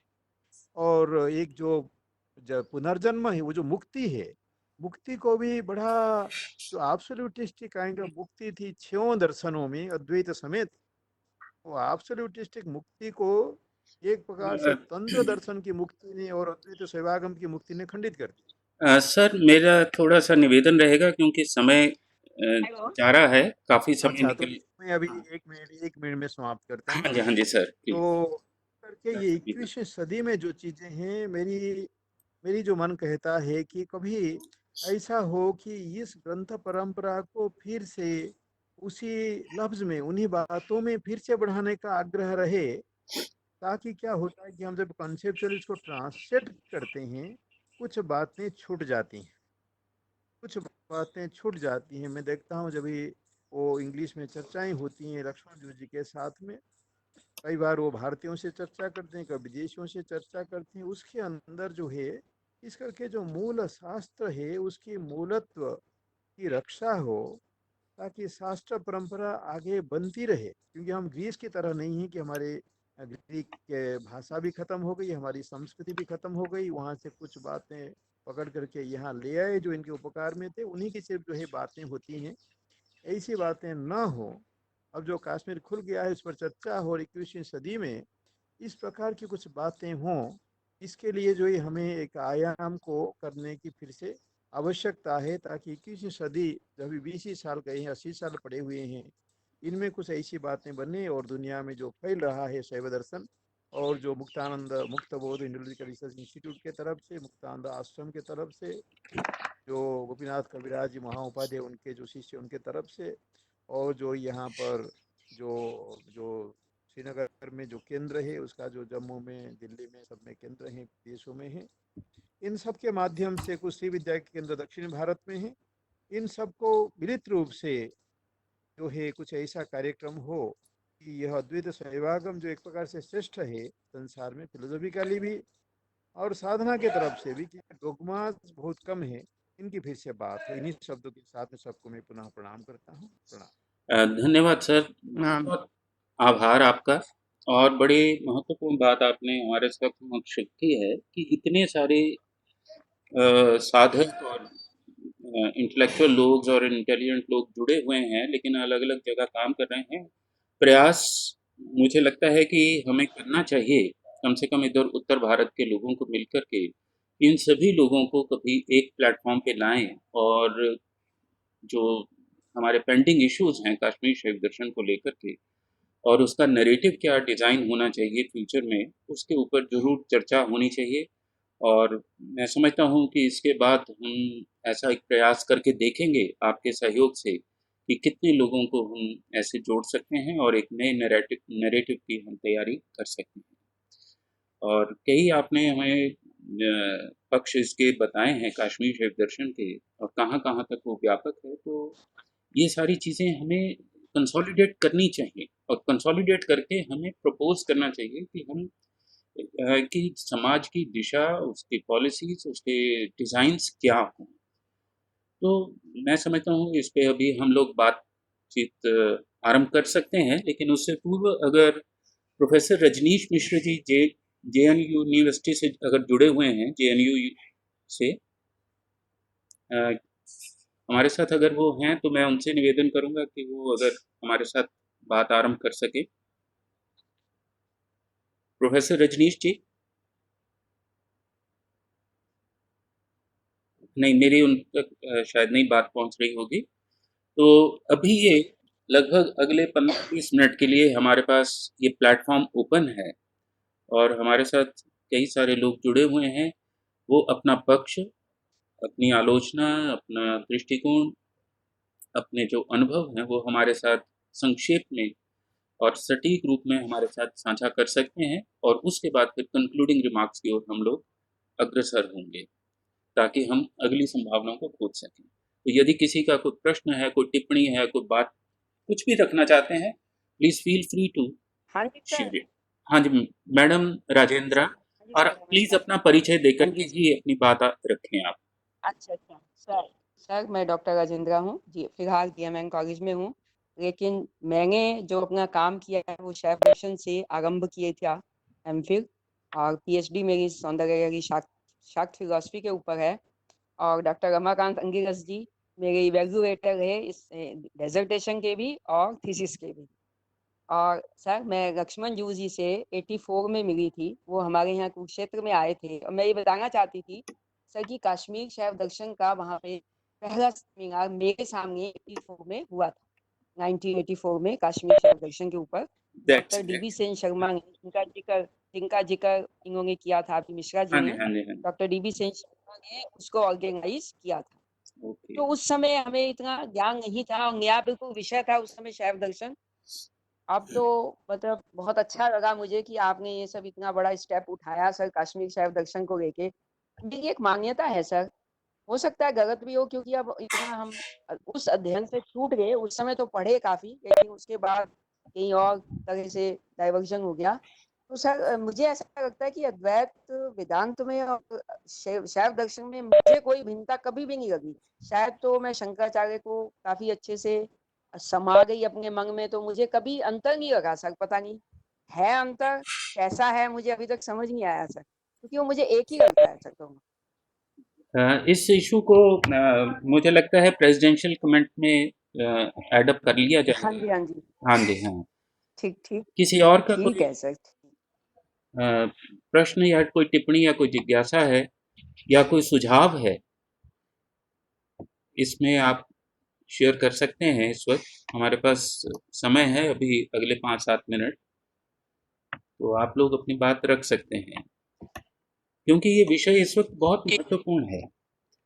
और महत्वपूर्ण इस दृष्टि से भी है कि अगर हम नैरेटिव डिज़ाइन नहीं कर सकते, जैसे बाकी लोगों ने नैरेटिव डिज़ाइन करके हम लोगों की जीवन शैलियों को, जीवन पद्धतियों को निर्धारित कर दिया है, तो फिर कश्मीर शहीद दर्शन केवल एक वो दार्शनिक व्याख्या बन के रह जाएगी, वो व्यवहार में कैसे आएगी? सर हाँ जी। सर ये प्रपोजल हाँ जी, हाँ, प्रपोजल प्लीज़। हो भी जाता है तैयार, भी आ जाता है, ऐसा कोई एक्सेप्ट नहीं हो पाता हम संस्कृत वाले लोगों का। ऐसी क्या कारण है? वो नहीं सर, वो उसके देखो आप देखो सर, मैं आप समझ बताओ सर। हाँ, मैं मैं पूछती हूँ समझता हूँ, लेकिन ये दूसरे विषय दूसरे अभी लोगों को नहीं भी है, पूछती वो हूँ। संस्कृतज्ञों को अभी छोड़ दीजिए। नहीं वैसे भी सर जंगल संस्कृतज्ञों हाँ, के मैं अलावा सम भी आप संस्कृत से रिलेटेड कुछ भी बनाएंगे तो वो मॉडल जल्दी से एक्सेप्ट नहीं हो पाता, क्यों सर? हाँ, मतलब वो ये भी एक है, इसका भी कोई खोज निकाली जा सकती है मैडम डॉक्टर साहब उसको की। एक अभी अपकमिंग सेमिनार है, उसमें ये सारी चीज़ें लेंगे कि ये जो हम प्रपोजल्स बनाते हैं और करते हैं, वो विल डिस्कस हाँ अबाउट जी दैट। वो प्रॉब्लम हाँ जी उसमें हाँ जी बिल्ट है। तो हाँ जी हाँ जी। Thank you sir. धन्यवाद मैडम, ये अच्छी बात है। तो जैसा कि मैं कह ही रहा था, और मैं समझता हूँ कि अभी शायद प्रश्नों के लिए करने में या अपना ये पक्ष रखने में थोड़ा-सा संकोच है। तो मैं समझता हूँ कि उस समय का सदुपयोग करते हुए मैं प्रोफ़ेसर रमाकांत जी को आमंत्रित कर लेता हूँ कि वो हमारे साथ प्रेज़िडेंशियल कमेंट्स अपने साझे करें, और फिर उसके बाद फिर भी हम चर्चा रख सकते हैं। ये तो स्वतंत्रता है सभी जीवों की। और बीच-बीच में मुझे एक ध्यान आ रहा था कि ये जो ट्रायंगल कश्मीर शरीफ दर्शन का है, पति, पशु और पाश का, ये एक बड़ा महत्वपूर्ण हमारा नैरेटिव डिज़ाइन करने का आधार हो सकता है। हो पर्टिकुलरली सकता है सोशल। सर, ये इच्छा ज्ञान शिक्षा के साथ भी हो सकता है। हाँ जी, हाँ। तो सोशल साइंसेज़ और हाँ जी कम सर। से कम लिटरेचर को तो हम इस दिशा में इनके बीच में बाँध सकते हैं। तो ज़रूर जहाँ पे कभी भी मौका लगे तो इन 3 शब्दों के इस त्रिक के बीच में ही उन लिटरेचर को, उनके सोशल साइंसेज़ को हम डिफ़ाइन करने की कोशिश करें। और एक बीच में और भी बात आई थी कॉन्शियसनेस की। उस कॉन्शियसनेस पे एक अभी सेमिनार ड्यू है हमारा, लेकिन वो साइंसेज़ वालों के साथ है। मैं चाहूँगा कि कश्मीर शरीफ दर्शन में जो कॉन्शियसनेस की कॉन्सेप्ट है और जो बायोलॉजी और ज़ूलॉजी के लोग और साइकोलॉजी के लोग पढ़ाते हैं, so we'll have a discussion with them also, and we'll try to understand कि उनका कॉन्शियसनेस का कॉन्सेप्ट और हमारे कॉन्सेप्ट में समझने में दिक्कत कहाँ आ रही है, क्यों नहीं हम लोग कम्युनिकेट कर पाते और क्यों नहीं एक दूसरे के साथ विचार साझा कर पाते। Will try for that. देखते हैं, नहीं सफल होंगे तो कोई दिक्कत नहीं है, कठिनाई नहीं है। तो इन्हीं शब्दों के साथ मैं आमंत्रित कर रहा हूँ प्रोफेसर रमाकांत जी को कि वो हमारे साथ अपने प्रेसिडेंशियल कमेंट्स जो हैं वो साझा करें। और फिर आखिर में एक बार फिर मैं आप लोगों से आग्रह करूंगा, यदि कोई प्रश्न या कोई आप लोगों की बात है तो उसको हम साझा करके फिर इसको समापन करेंगे। डॉक्टर रमाकांत जी, सर आप मेरी बात सुन पा रहे हैं?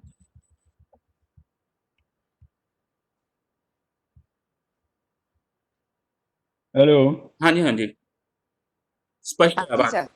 हाँ जी, हाँ जी। ओम शांता पृथ्वी शिवमंतरिक्षम द्यौर्नो दिव्यभयं शृणोति शिवादिश हाँ जी, हाँ जी। प्रदिश उद्भिषो न आपो विद्युतः परिपान्तु विश्वतः।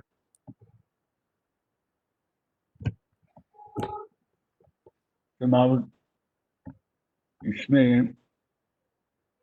सम्मिलित सभी बंधुओं के प्रति शुभकामनाएं, मंगल कामनाएं अर्पित करते हुए उसमें जैसा संकेत मिला है मुझे कुछ चर्चा करने का प्रयास करता हूँ। अभी 3 जो व्याख्यान आप लोगों ने सुने हैं वो कश्मीर शैव दर्शन के भिन्न भिन्न पक्षों को उठाने वाले थे। भिन्न भिन्न दृष्टियों से एक प्रकार से जो उद्बोधन हुआ है वो बड़ा ही सराहनीय, प्रशंसनीय प्रयास रहा है। प्रोफेसर वीणा अग्रवाल ने जिस ढंग से कश्मीर शैव शास्त्र का जो लक्ष्य जिसके साथ एक तरह से मानव मात्र का कल्याण के लिए उसका उपयोग कैसे हो, इस पक्ष को लेकर के कुछ चर्चा की है। और फिर प्रोफेसर राजेंद्र शर्मा जयपुर से वो मूलतः शाक्त साधना में दीक्षित चैतन्य है। तो प्रोफेसर राजेंद्र शर्मा जी ने जो ये कश्मीर के साथ ये जो राजस्थान के शैव शास्त्र का जो परिचय दिया है, ये मेरे लिए बड़ा बहुत ही अच्छा लगा मुझे कि ये जो, क्योंकि एकलिंग का राजस्थान में जो भगवान एकलिंग का पशुपति का जो दर्शन है वो भी किस प्रकार से एक ही शिव के विभिन्न आयाम हैं। वो इस प्रकार से चाहे वो वीर शैव हो या पाशुपत हो अथवा सिद्धांत शैव हो, ये भगवान एक ही शिव के और एक भिन्न भिन्न रूपों से, जैसे संभवतः स्तोत्रावली के अंदर आचार्य उत्पल का है, बहुधा प्यागमैर भिन्ना हाँ जी, पंथानः सिद्धि हेतवः जैसा त्वय्येव निपतन्त्योगे जाह्नवीया यथार्णवे। कि बहुधा प्यागमैर भिन्ना, बहुत बहुत आगम, भिन्न भिन्न आगम हैं, भिन्न भिन्न आगमों से ये धाराएं, विचार धाराएं जो हैं नदियों की तरह चली आ रही हैं। पंथान है, वो सभी पंथा सिद्धि के हेतु हैं। ये एक व्यापक दृष्टि स्वीकार कर लेना।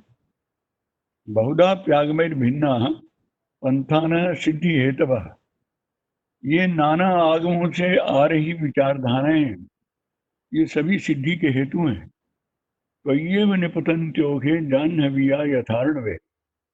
ये परम शिव, ये सब विचारधाराएं तुम में ऐसे ही आकर के समाविष्ट हो जाती हैं जैसे विभिन्न गंगा की जो ट्रिब्यूटरीज हैं, धाराएं हैं, वो समुद्र में आकर के एक रस हो जाती है। समुद्र भी हमारा एक पूर्ण कामता का, एक भारतीय चेतना का प्रतिबिंब रहा है। उसको हम आपूर्यमाणम अचल प्रतिष्ठम समुद्र माप प्रविशन्ति यद्वत्, जैसे हिमालय हिमगिरी हमारे लिए एक समाधि अवस्था का आ रहा है, उसी तरह परिपूर्णता और उच्छलता का जो सिंबल है हमारा, वो समुद्र रहा है। एक सिरे पर हिमालय का शिखर और दूसरे हमारे उसमें पैरों की ओर दूसरी तरफ समुद्र की जो उच्छलता है, तो वो ऐसे लगा कि ये समस्त शिव परक जो विचारधाराएं हैं, इनके ऊपर नितांत चर्चा होनी चाहिए। प्रोफेसर सुरेंद्र मोहन मिश्र जी का ये बहुत बड़ा व्यापक दृष्टिकोण है और नए पुराने के बीच में सामंजस्य स्थापित करने में मैं समझता हूँ कि इनका बड़ा एक प्रयास सहायक होना चाहिए और इसमें इनको थोड़ा सा अग्रणी होने की कामना करता हूँ मैं, क्योंकि एक व्यापक दृष्टिकोण है और व्यापक एक अनुभव है जीवन की यात्रा का। अच्छे लोगों से, सिद्ध लोगों से भी संपर्क रहा, कुछ और भी इस तरह से मैं समझता हूँ कि बहुत ही अच्छा बता सकता हूँ ये सेमिनार का लक्ष्य जो है, लक्ष्य की ओर हम बढ़ते हुए थोड़ा सा ये देखें कि इतनी व्यापक दृष्टि, खत्म हो गए फिर मैं वो चाहे कश्मीर शैव शास्त्री को कि बहुधा प्याग मेर भिन्ना, चाहे वो दृष्टि हो रुचिनाम वैचित्र्या ऋजुकुटिल नाना पथियुषाम, वहां पर ये कहा गया त्रयी सांख्यम योग पशुपति मतम वैष्णवमिति। यानी वास्तव में शिव का जो अद्वैत पक्ष है ना, अद्वैत पक्ष जो है इस समय मनुष्यता को 21वीं शताब्दी में उस अद्वैत की अपेक्षा है जो ये सबको अपने में समेटे, सबका अपने में समावेश कर ले। अस्वीकृति नहीं, बल्कि सबको दीक्षित वो कर सके किसी तरह से, क्योंकि पूरा विश्व ही उसको वो कह रहा है कि ये क्या है, सर्वोमयम विभव, ये सारा विश्व ही मेरा विभव है। वो चाहे क्रिश्चियनिटी हो तो चाहे कोई भी, जो भी पक्ष हैं, जो भी रिलीजन्स हैं, दर्शन हैं, दार्शनिक दृष्टियां हैं। इसलिए भगवान शंकर का वो कलाकार लोग जो हैं वो मुख बना करके उनका एक ऊर्ध्व मुख बना देते हैं। पंचमुख शिव का एक ऊर्ध्व मुख जो है, जो समस्त दृष्टियों को अपने में समेट करके वो ऊपर की ओर रहता है। इसलिए अद्वैत, शैवाद्वैत का जो दृष्टिकोण है, वो दृष्टिकोण, क्योंकि और कोई दृष्टिकोण में इतनी एक्सेप्टेबिलिटी नजर आती नहीं है। विज्ञान का जड़ाद्वैत इसलिए खतरनाक 21वीं शताब्दी के लिए हो जाएगा क्योंकि जब हम सिद्धि के अंदर, साधना के अंदर जब बहुत सूक्ष्मता की ओर बढ़ने लगते हैं, तो वहां पर मार्ग में बहुत सारी, अगर ये तंत्र की भाषा में समझा जाए तो रास्ते में बहुत सिद्धियां आती हैं, बड़े प्रलोभन आते हैं। वो प्रलोभन आते हैं कि हमारे हाथ में ये देखिए जी कैसी शक्ति आई है, इससे तो हम सारे उसको, अपने शत्रुओं को ध्वस्त कर सकते हैं। हमारे पास एक आगे और स्टेप आगे बढ़े तो लगा क्यों हमारे पास ये शक्ति भी आ गई है। फिर दूसरा चला क्यों हम तो मंगल के ऊपर भी अपना नियंत्रण करेंगे, वहां भी अपना झंडा फहराएंगे, हम पृथ्वी के ऊपर भी, आकाश में भी, जहां भी, वहां भी, सब जगह करेंगे। ये योग मार्ग में इन सिद्धियों का भी निरूपण इसी ढंग से होता है कि साधक जब अग्रसर होता है तो उसके पास, उसके आगे बहुत सारी पदे पदे इस प्रकार की सफलताओं, सिद्धियों का, जो सिद्धियां पाक्षिक होती हैं, जो सिद्धियां भौतिक होती हैं, वो कहीं ना कहीं बहुत दूर तक वो अपने एक मटीरियलिस्टिक आउटलुक के कारण उपभोक्तावादी होकर रह जाती हैं। योग उससे परे हट जाता है। भोग और योग का अन्वय वहां पर नहीं हो पाता है। उपभोक्ता जो है इतना प्रबल हो जाता है, तो वो उपभोक्ता अब इस शताब्दी में उपभोक्ता इतना प्रबल हो गया है कि विज्ञान के माध्यम से अग्रसर होते होते जिस सूक्ष्म उसके सूक्ष्मता के ऊपर वो जा रहा है, वहां सूक्ष्मता में जितना जितना आगे जाए उतना उतना नीचे गिरने का भी भय बना रहता है, क्योंकि ऊपर स्थान बहुत कम होता जाता है खड़े होने के लिए। इसलिए सिद्धि और ये साध्य के चक्कर में साध्य की ओर बढ़ते हुए सिद्धियों में खतरा है, और इसलिए वो खतरा इस शताब्दी में बढ़ेगा। एक ऐसे दृष्टिकोण की अपेक्षा है जो इन मनुष्य को, ऊपर की ओर जाने वाले मनुष्य के अंदर उसका जो उपभोक्ता है, और एकाकी उपभोक्ता भी निरंकुश उपभोक्ता, एकाकी जो हो गया है बिल्कुल अपने आप में शिवत्व का उसका कि किसका संकल्प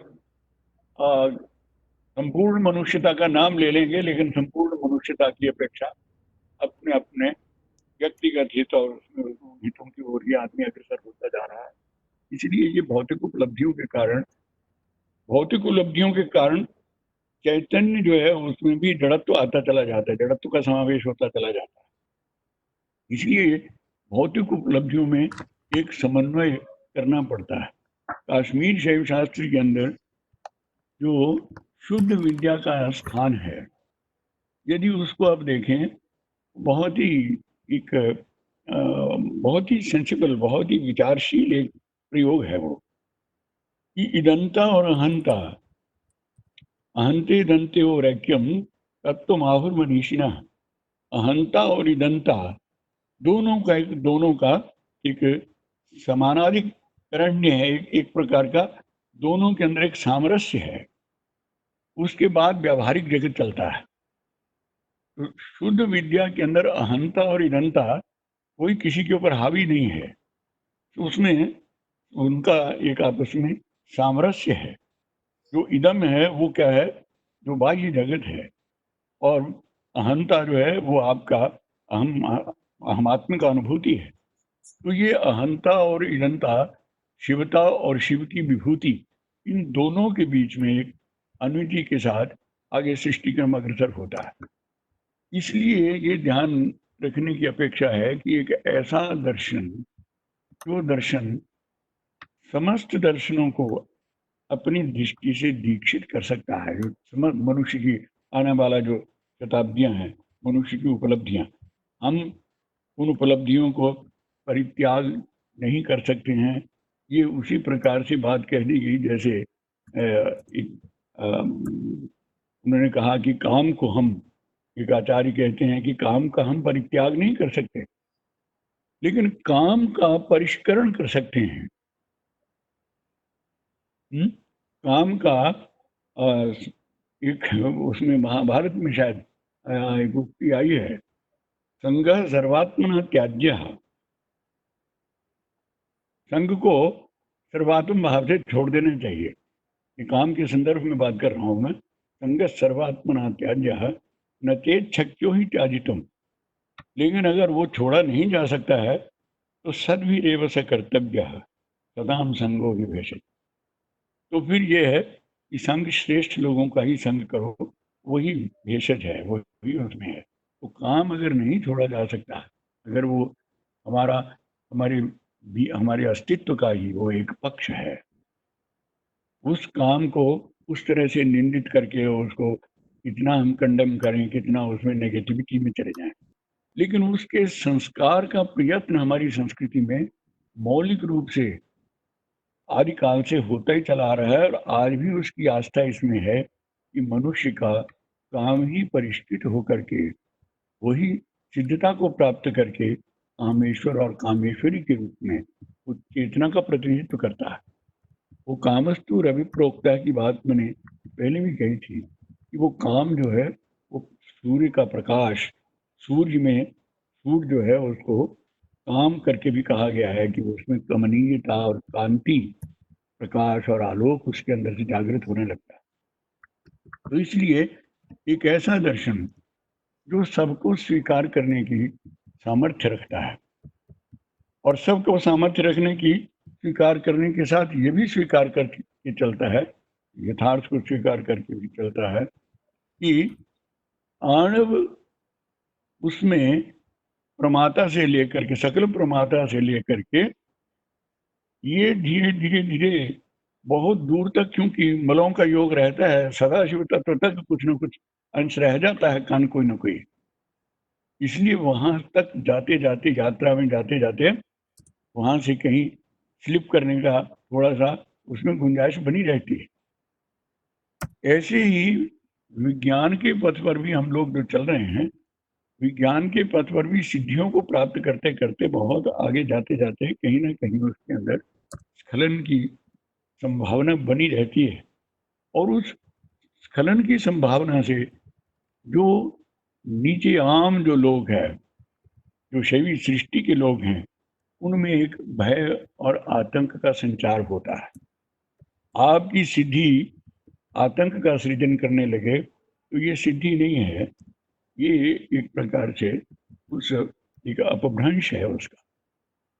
इसलिए ये बात शैव शास्त्र के लोग जो हैं, जो संकेत देते हैं कि द्वैतादन्य सत्यकल्पम अपरे अद्वैतम आख्यायते, ये बीच में जो प्रश्न उठा था उसका भी उत्तर इसके अंदर निहित है।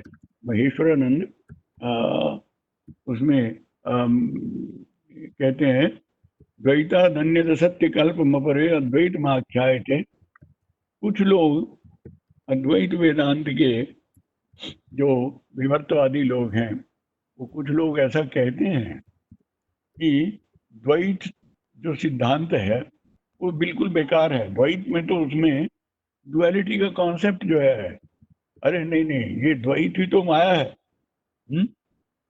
जहाँ द्वैत को कंप्लीटली अस्वीकृत कर दिया जाता है, तो द्वैत से अन्यद असत्यम, बाकी सब असत्य है। असत्य कल्पम अपरे अद्वैतम आख्यायते, कुछ लोगों के द्वारा अपरे करके संकेत अद्वैत वेदांत के ही पक्ष में है कि कुछ लोग द्वैत को बिल्कुल ही अस्वीकार करके चलते। लेकिन दुर्भाग्य ये होता है, तद द्वैते मत पर्यवस्यति कृतम वाचार दुर्विद्या। लेकिन वो अद्वैत की बात तो करते हैं, लेकिन वो तद द्वैते मत पर्यवस्यति, लेकिन वो परिणाम जो है वो द्वैत में चला जाता है।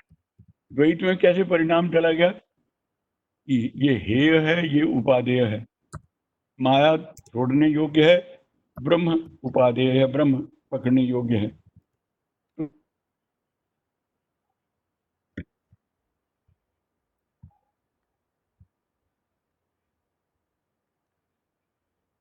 अरे महाराज, आपको नहीं पता है, ये माया बहुत माया महाठगिनी हम जानी, ये शिव के कमला हुई बैठी शिव के भवन भवानी।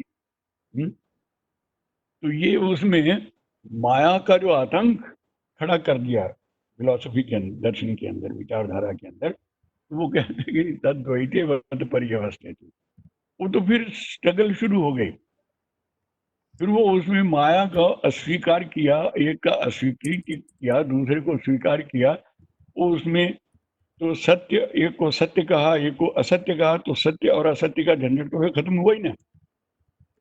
इसलिए तद्वैते वत पर्यवसित कृतम वाचार दुर्विद्या एते ते वयमेव अभ्युदयिनो।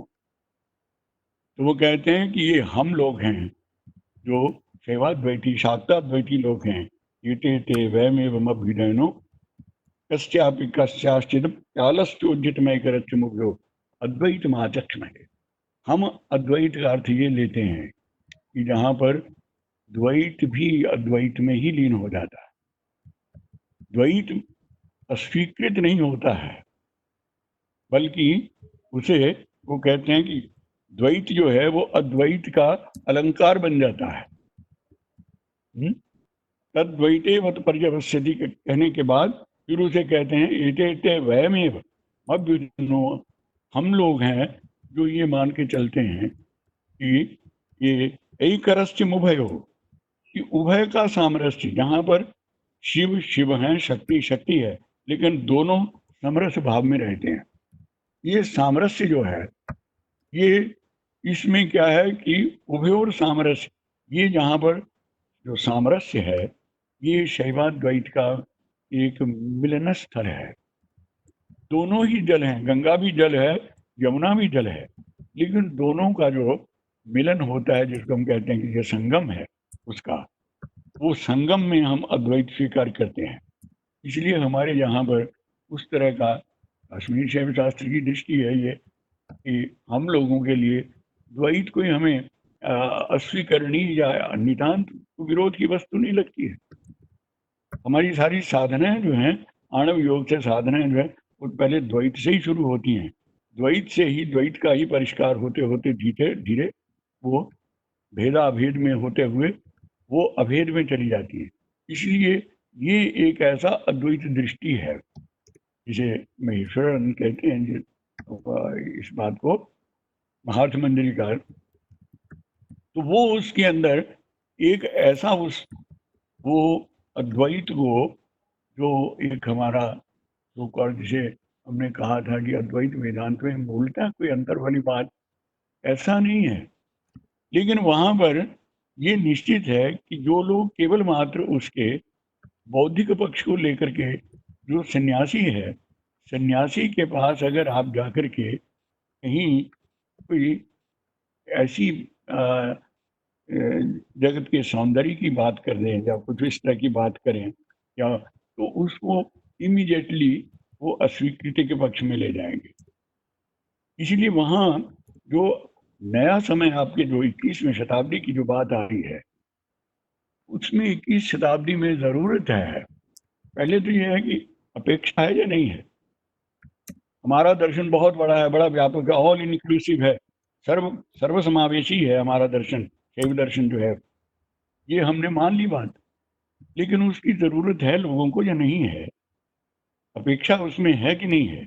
उस अपेक्षा को यदि देखेंगे तो भी आपको लगेगा इतना सब साधन संपन्नता होने के बावजूद उपभोक्ता जो है वो अपने उपभोग के कारण ही वो द्वंद्वग्रस्त हो जाता है। वो उसमें अपनी स्थिति में से असंतुष्ट हो जाता, क्षुब्ध हो जाता, वो परेशान है।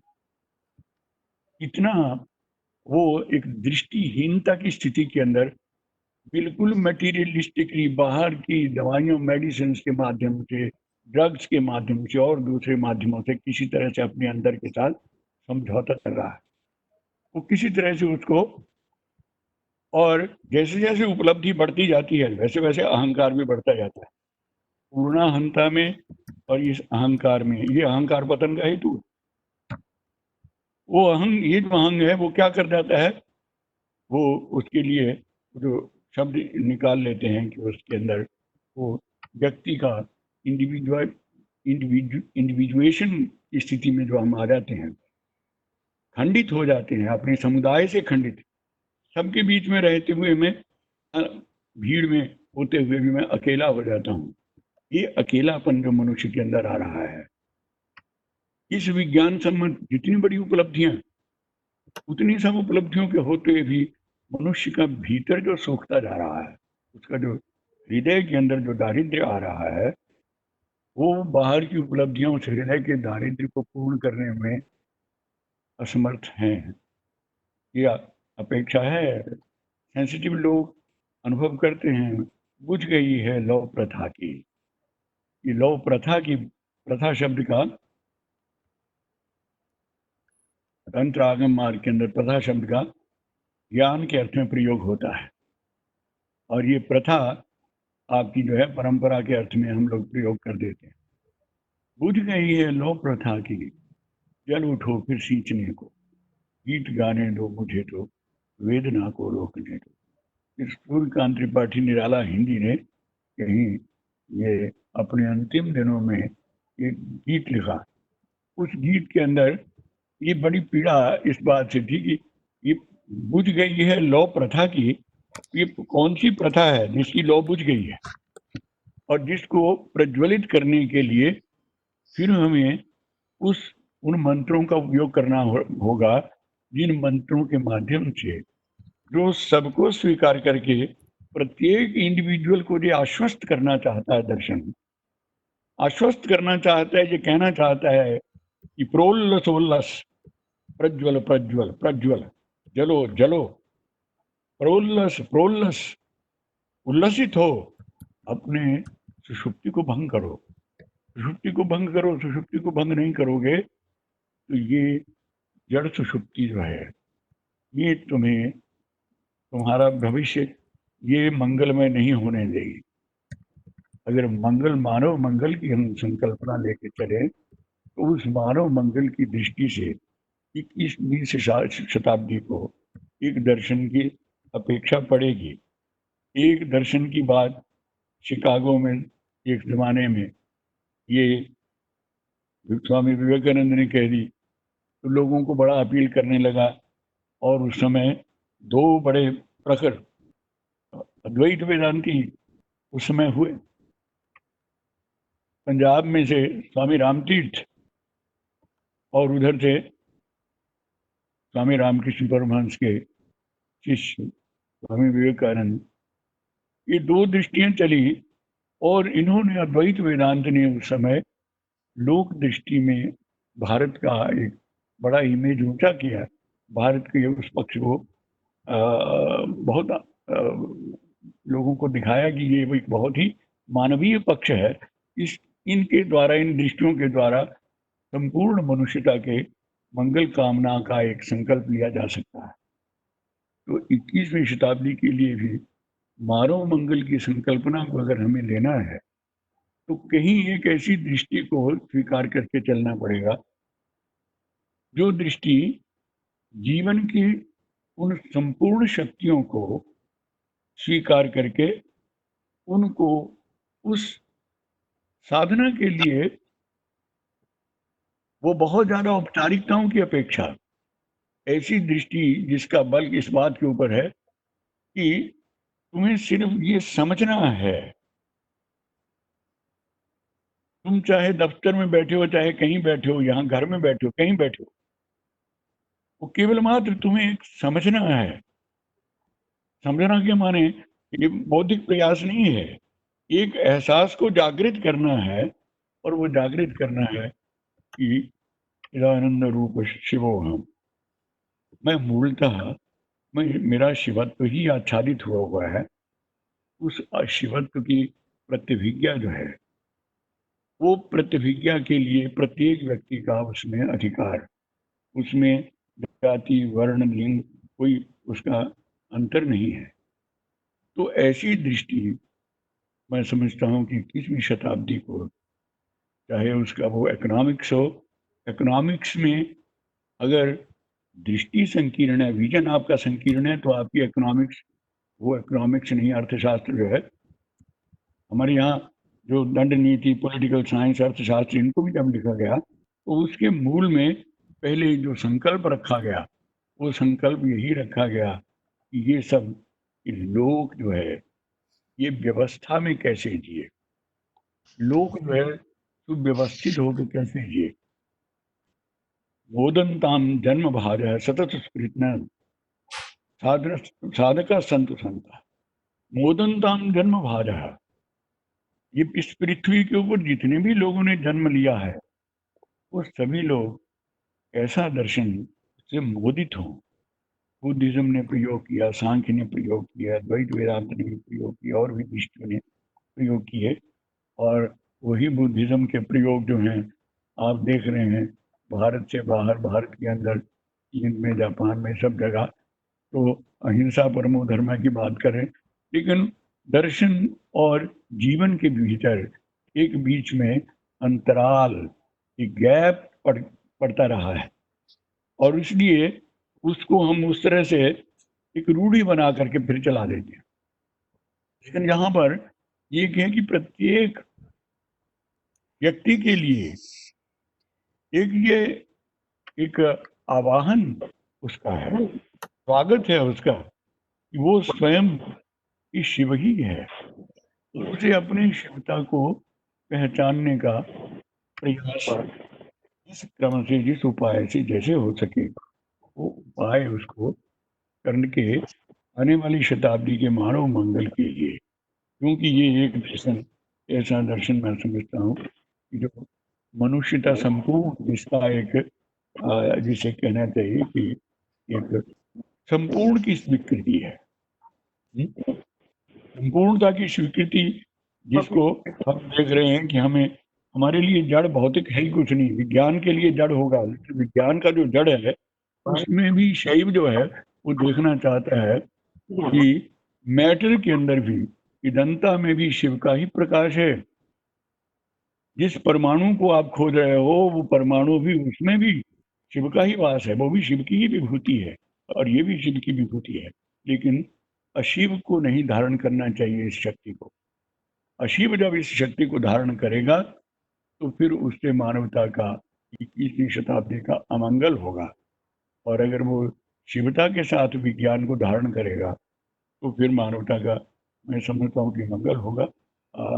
इन शब्दों के साथ मैं समझता हूँ कि समय पर्याप्तम, तो उसमें आप सब लोगों के प्रति बहुत मंगल कामनाएं।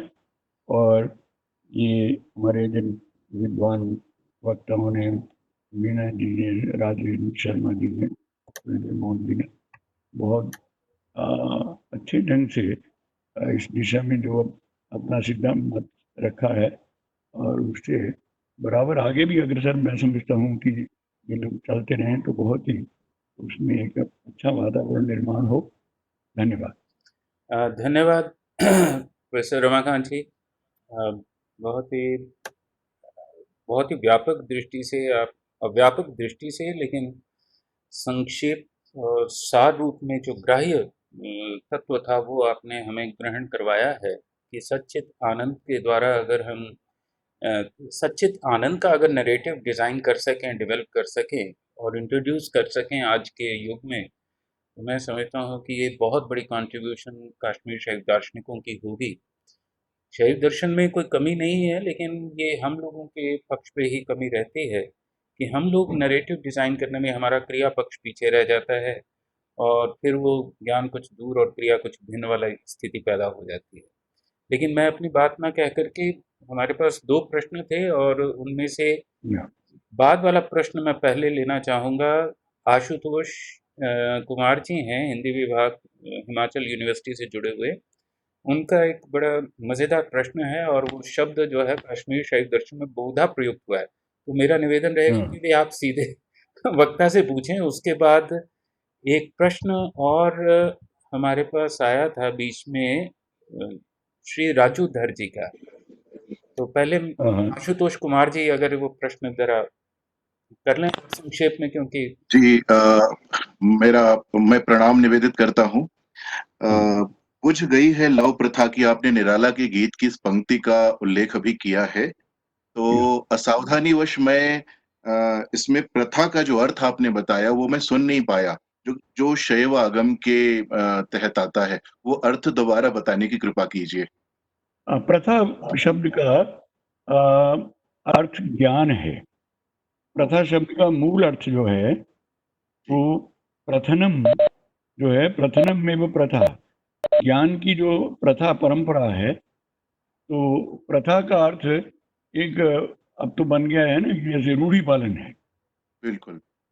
तो वो रूढ़ी पालन की प्रथा नहीं है। प्रथा, निराला की समस्या जो है वो प्रथा है कि ज्ञान की समझ के चलने की, जागृत होकर चलने की जो प्रथा है, बुझ गई है लोक प्रथा की। क्योंकि ऊपर की भी शायद 2 पंक्तियां मुझे स्मरण आ जाएं, राह चलते ठोकरों से होश के भी होश छूटे, सच जो पाथे थे ठग ठाकुरों ने रात लूटे, बुझ गई है लो प्रथा की, जल उठो फिर सींचने को।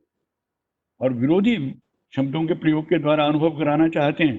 सींचने की क्रिया है, हमारे संस्कृत में कहेंगे कि ये तो वाक्य नहीं बनेगा, अग्निना सिंचती, वनिना सिंचती, तो वाक्य नहीं होता है ना, क्योंकि सिंचन में कौशल है यहाँ। जी हाँ, उसमें सिंचन तो बन्नी में सिंचन नहीं होता है, लेकिन यहाँ पर सींचने का अर्थ जो है वो क्या है उनका, उसको आप देखिए, जल उठो फिर सींचने को, फिर से एक नई परंपरा को उगाने के लिए ये अग्नि से सिंचन करना होगा, नई चिंगारियों को जगाने के लिए आपको जल उठना होगा। बहुत बहुत आभार आपका।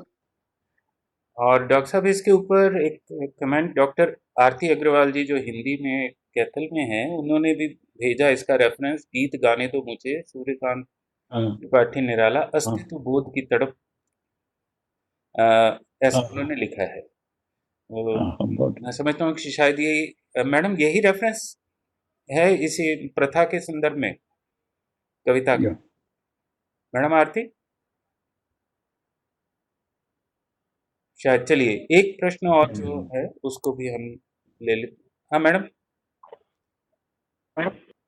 हेलो। हाँ जी, हाँ जी, या बोले मैम। हाँ जी सर, ये सूर्यकांत त्रिपाठी निराला जी की कविता है और इसे जब भी हम पढ़ते हैं तो इसमें कहीं ना कहीं मानव के अस्तित्व की जो एक तड़प है उसको भी हम समझ रहे होते हैं। तो बस इसीलिए मैंने ये लिख के भेजा था कि गीत गाने दो मुझे, जो है वो सूर्यकांत त्रिपाठी निराला जी द्वारा जो रचित ये कविता है।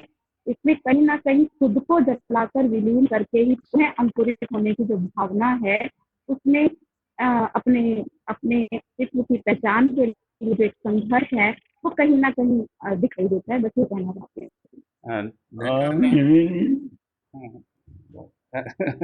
अच्छा, ये कमेंट रहा कमेंट है या मैं इसका है। इसका स्पष्टीकरण, कमेंट है या मैं नहीं, स्पष्टीकरण करूँ? कमेंट ही था, कमेंट नहीं था, ठीक है। जी, रेफरेंस उन्होंने दे दिया था कि भाई वहां से हाँ, है। थोड़ा सा अगर हो जाए तो अच्छा है सर। हाँ जी, वो कह रहे हैं कि नहीं, भाई, हाँ कमेंट अगर उसमें उसमें ऐसा है ना कि जहाँ पर लौ प्रथा की बुझ गई है, वो निराला की तो अस्तित्व के जो ज्वाला थी वो तो कवि की ज्वाला नहीं बुझी है। वो अपने आसपास के जीवन को देखकर निराश होते हैं कई बार। ये आसपास जो लोग हैं वो सुषुप्ति में ही जी रहे हैं सारे, वो बुझ गई है लोग। वो कबीर भी बेचैन होता है तो इसी बात से बेचैन होता है कि ये आसपास क्या हो गया लोगों को, लोग सब सुषुप्ति में ही क्यों जी रहे हैं, एक दूसरे का संहार करने के लिए चले हुए हैं। कोई कहता है कि 1 लाख आदमी मर जाएगा तो ये ठीक हो जाएगा, कोरोना तब तक एक ठीक हो जाएगा। वो समझते हैं कि एक कोई के लिए, संवेदनशील आदमी के लिए 1 लाख आदमी का मर जाना, ये इसकी कल्पना भी मुंह से शब्द भी कहते हुए वो घबराता है। तो उसमें ये एक था कि ये क्योंकि एक कवि जो है वो जब ये कहता है कि मैं तो अपनी यात्रा पर राह चलते ठोकरों से होश के भी होश छूटे, हाथ जो पाथे थे और जो रास्ते में जो पाथे लेकर चले थे, रास्ते का जो कुछ भी सामग्री थी, जो धन्यवाद। हाथ जो पाथे थे, ठग ठाकुरों ने रात लूटे। कंठ कंठ रुकता जा रुकता रहा जा रहा है, कंठ रुकता जा रहा है, आ रहा वह काल आ भी, रहा जी। गीत गाने दो मुझे तो वेदना को रोक। उसमें मैडम, मैं धन्यवाद।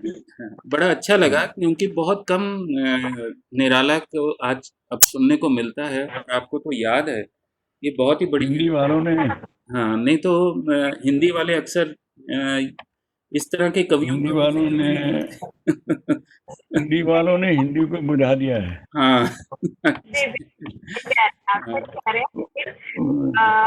हमारे जैसे थोड़े बहुत अगर हम प्रयास कर सके तो मैं इसमें थोड़ा सा लगी हुई हूँ क्योंकि हिंदी को हिंदी वाले नहीं समझ पा रहे हैं। हाँ जी, हाँ और जब तक वो नहीं बहुत। जुड़ेंगे तब तक बहुत अपने आप को पीछे छोड़ देंगे और ये हम सबको समझना होगा। बस मैं इतना कह रही हूँ। Thank you thank you. Ma'am, thank you so much.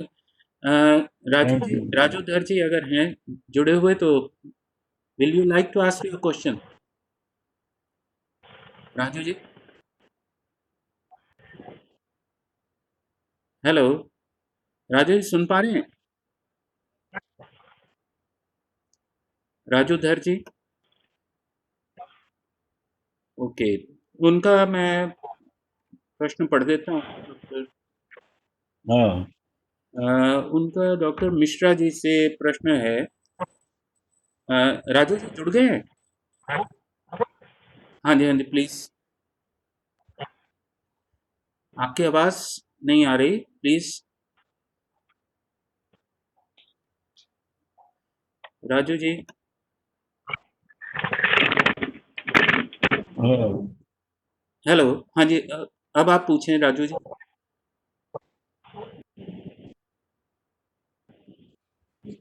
हाँ, प्लीज आस्क। उनका वीडियो जुड़ रहा है, 1 सेकंड लगेगा शायद उनके। Sir, you can ask your question.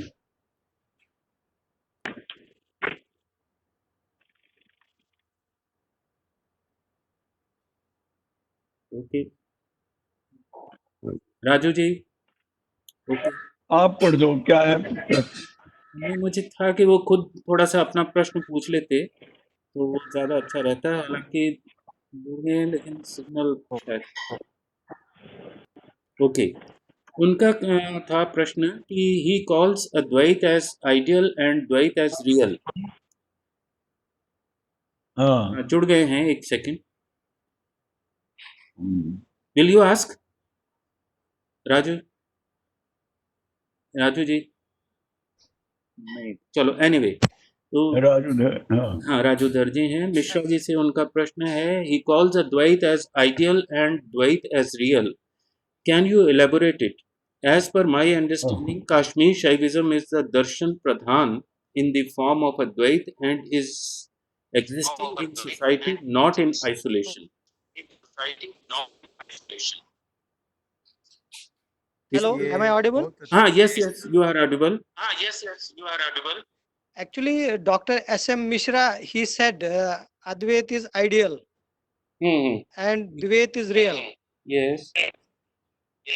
But my interpretation is like, you know, Kashmiri Shaivism, what we call as a Darshan Pradhan, ji ji. is in the form of Advait, Hmm. which is a Shakti, that is a Kama Roop as well as Shiv Roop. Ji So when I am consider myself, because I am a Kashmiri Pandit as well, so I am a Kashmiri, I follow Kashmiri Shaivism. So how it can be real and not, how it can be real like Dvait, yes. not the ideal, because ideal is something which is not in our reach. Not comprehensible. That's my question. अच्छा। हाँ जी sir, Mishra ji. Hello. हाँ जी, हाँ जी, मैं उनको ये क्या नाम है, रासू जी? राजू धर जी। Raju Dhar. अच्छा, धर जी, धर, वहाँ अशोक धर जी भी हैं कलकत्ता में, उनसे संपर्क होता है। जी। ये जो आपका प्रश्न है, मैंने जो कहा कि एक आइडियलिज्म, एक रियलिज्म, किसी का फोन ऑन है साथ। सुनाई दे रहा है? हाँ जी, हाँ जी, क्लियर है। हेलो। हाँ, ये Yes, जो yes. आइडियलिज्म और रियलिज्म की बात मैंने बताया, हम्म, क्योंकि जो अद्वैत है या शून्यवाद है या शब्दाद्वैत है, ये सब हम जो है आइडियल मानते हैं, आइडियलिज्म मानते हैं, या विज्ञानवाद है, इनको हम आइडियलिज्म मानते हैं। ये शब्दों को मैंने उधार लिया विदेश से। और रियलिज्म मानते हैं जो द्वैतवादी हो, चाहे मीमांसा हो, न्याय हो, वैशेषिक हो, जैनिज्म हो, ये सारे जो है द्वैत डोमेन में कार्य करते हैं। अद्वैत शैवागम जो है, जहाँ फिलोसफिकली देखें तो 25 तत्व जो सांख्य के हैं, उसके ऊपर जो 11 तत्व खड़ा किया गया है, इस हिस्से विचार करें तो उससे लेकर के जो परम शिव में सब बातें जुड़ जाती हैं 37वें तत्व में, तो उससे क्या होता है, वो तत्व भी नहीं है, वो उससे अलग है। वहाँ बात करें तो आइडियल है, यानी एक है। और जो है उसके नीचे की बात करें, इन सबको तत्व कहा गया है। तत्व देखिए, तत्व की व्याख्या जो सांख्य दर्शन करता है तो है कि तत्वांतरोपादानत्व प्रकृतित्व, जो भिन्न भिन्न तत्व हैं उनका उपादान कारण जो है प्रकृति है। परंतु यहाँ जितने तत्व हैं, 36 तत्व हैं या 34 तत्व हैं, इनका जो उपादान और निमित्त कारण दोनों, इनका जो स्वतंत्र करता है वह जो है परम शिव है, परम भट्टारक है। तो इसलिए मैंने कहा कि यहाँ ये जो रियलिज्म और आइडियलिज्म दोनों के चक्कर में जो पड़ा हुआ था दुनिया, इससे छुटकारा दिला करके इन्होंने दोनों को बांध दिया एक सूत्र में। यानी जो रियलिस्ट हैं आप आओ, आपको हम वहाँ तक पहुँचाएंगे, जो आइडियलिस्ट है वहाँ आओ, दिखाएंगे कि रियलिज्म भी कैसे यहाँ पर साकार है। अतः इसको जो है इस रूप से उसको देखना चाहिए, और साधना में, त्रिक साधना में यही बातें आती हैं। हम जो अजय प्रोफेसर आंगिरस जी बहुत सुंदर बता रहे थे कि आणव उपासना में हम क्या करते हैं, विज्ञान भैरव में धारणाओं की बात है, हम क्या करते हैं। तो सारी जो बातें हैं वो व्यवहार द्वैत में हो जाता है, परंतु अद्वैत की ओर धीरे धीरे हम अपने को उन्नीत करके अंत में जाके वहीं पर समा जाते हैं।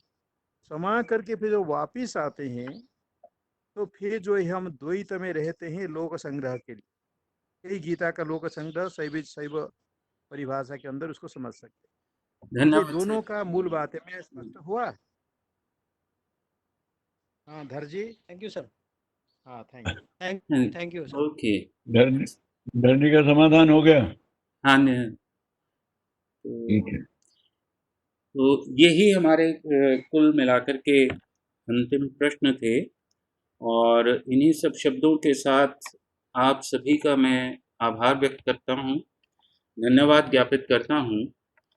और जिस तरह से ये सारा दृष्टिकोण हमारे सामने उभर कर आया है 21वीं शताब्दी में कश्मीर शैव दर्शन, तो मुझे लगता है कि ये इसने हमें कई नई संभावनाएं दी हैं, और थोड़ा सा इसको और सूक्ष्मता से और गंभीरता से अगर हम इसको विश्लेषित करें और उन आयामों को क्रमशः अगर विश्लेषित करें और उनका एक नरेटिव डिज़ाइन करें, आख्यान डिज़ाइन करें, तो मुझे लगता है कि इस दर्शन को और अधिक हम सामाजिक दर्शनों में, सोशल साइंसेस में और लिटरेचर में सुस्थापित और सुप्रतिष्ठित कर सकते हैं, और ये करना भी चाहिए मुझे लगता है। और इसमें सभी का सहयोग आवश्यक रहेगा, क्योंकि इसमें तर्क भी चाहिए, शास्त्र भी चाहिए, युक्ति भी चाहिए, अनुभव भी चाहिए, क्योंकि जिस तरह का माहौल, जिस तरह का वातावरण चारों ओर हमारे है, उसमें शास्त्र, युक्ति और अनुभव आप तीनों की अपेक्षा रहेगी। तो मैं समझता हूँ कि इसके बाद हम लोग फिर कुछ ना कुछ ऐसा अवश्य करेंगे, और शीघ्र ही कुछ ना कुछ करेंगे, ताकि ये जो संभावनाएं आज पैदा हुई हैं, ये जो हमने आज यज्ञ किया है, इस यज्ञ में से जो संभावनाएं हमने निकाली हैं, इन संभावनाओं के ऊपर पुनः हम बात कर पाएंगे और फिर आगे की ओर अग्रसर होंगे। शायद यही भारतीय परंपरा है, और इसी रूप में हमें उसको जानना चाहिए कि निरंतर अग्रसरता का नाम ही परंपरा है। तो इन्हीं सब शब्दों के साथ आप सभी के प्रति मैं अपना आभार व्यक्त करता हूँ, धन्यवाद ज्ञापित करता हूँ। और जिन लोगों ने अपना पूरा एड्रेस, नाम नहीं डाला है अपनी ईमेल और मोबाइल नंबर के साथ, वो प्लीज़ अपना नाम, अपना ऑफिशियल एड्रेस, ईमेल और मोबाइल नंबर चैट में डाल दीजिए। मैं उसको सेव कर लूँगा, क्योंकि उसके बाद आप लोगों से संपर्क करने में और आप लोगों का सर्टिफिकेट भेजने में मुझे सुविधा हो जाएगी। नहीं तो फिर वो मेरे लिए थोड़ी सी कठिनाई रहेगी। तो प्लीज़ मीटिंग छोड़ने से पहले आप लोग प्लीज़ अपना नाम आदि जो है वो पूरे का पूरा उसमें डाल दीजिए, नाम और पता। और इन्हीं शब्दों के साथ पुनः धन्यवाद, आप सभी लोग मीटिंग छोड़ सकते हैं। Thank you so much, thank you everyone, thank you so much. Hello sir.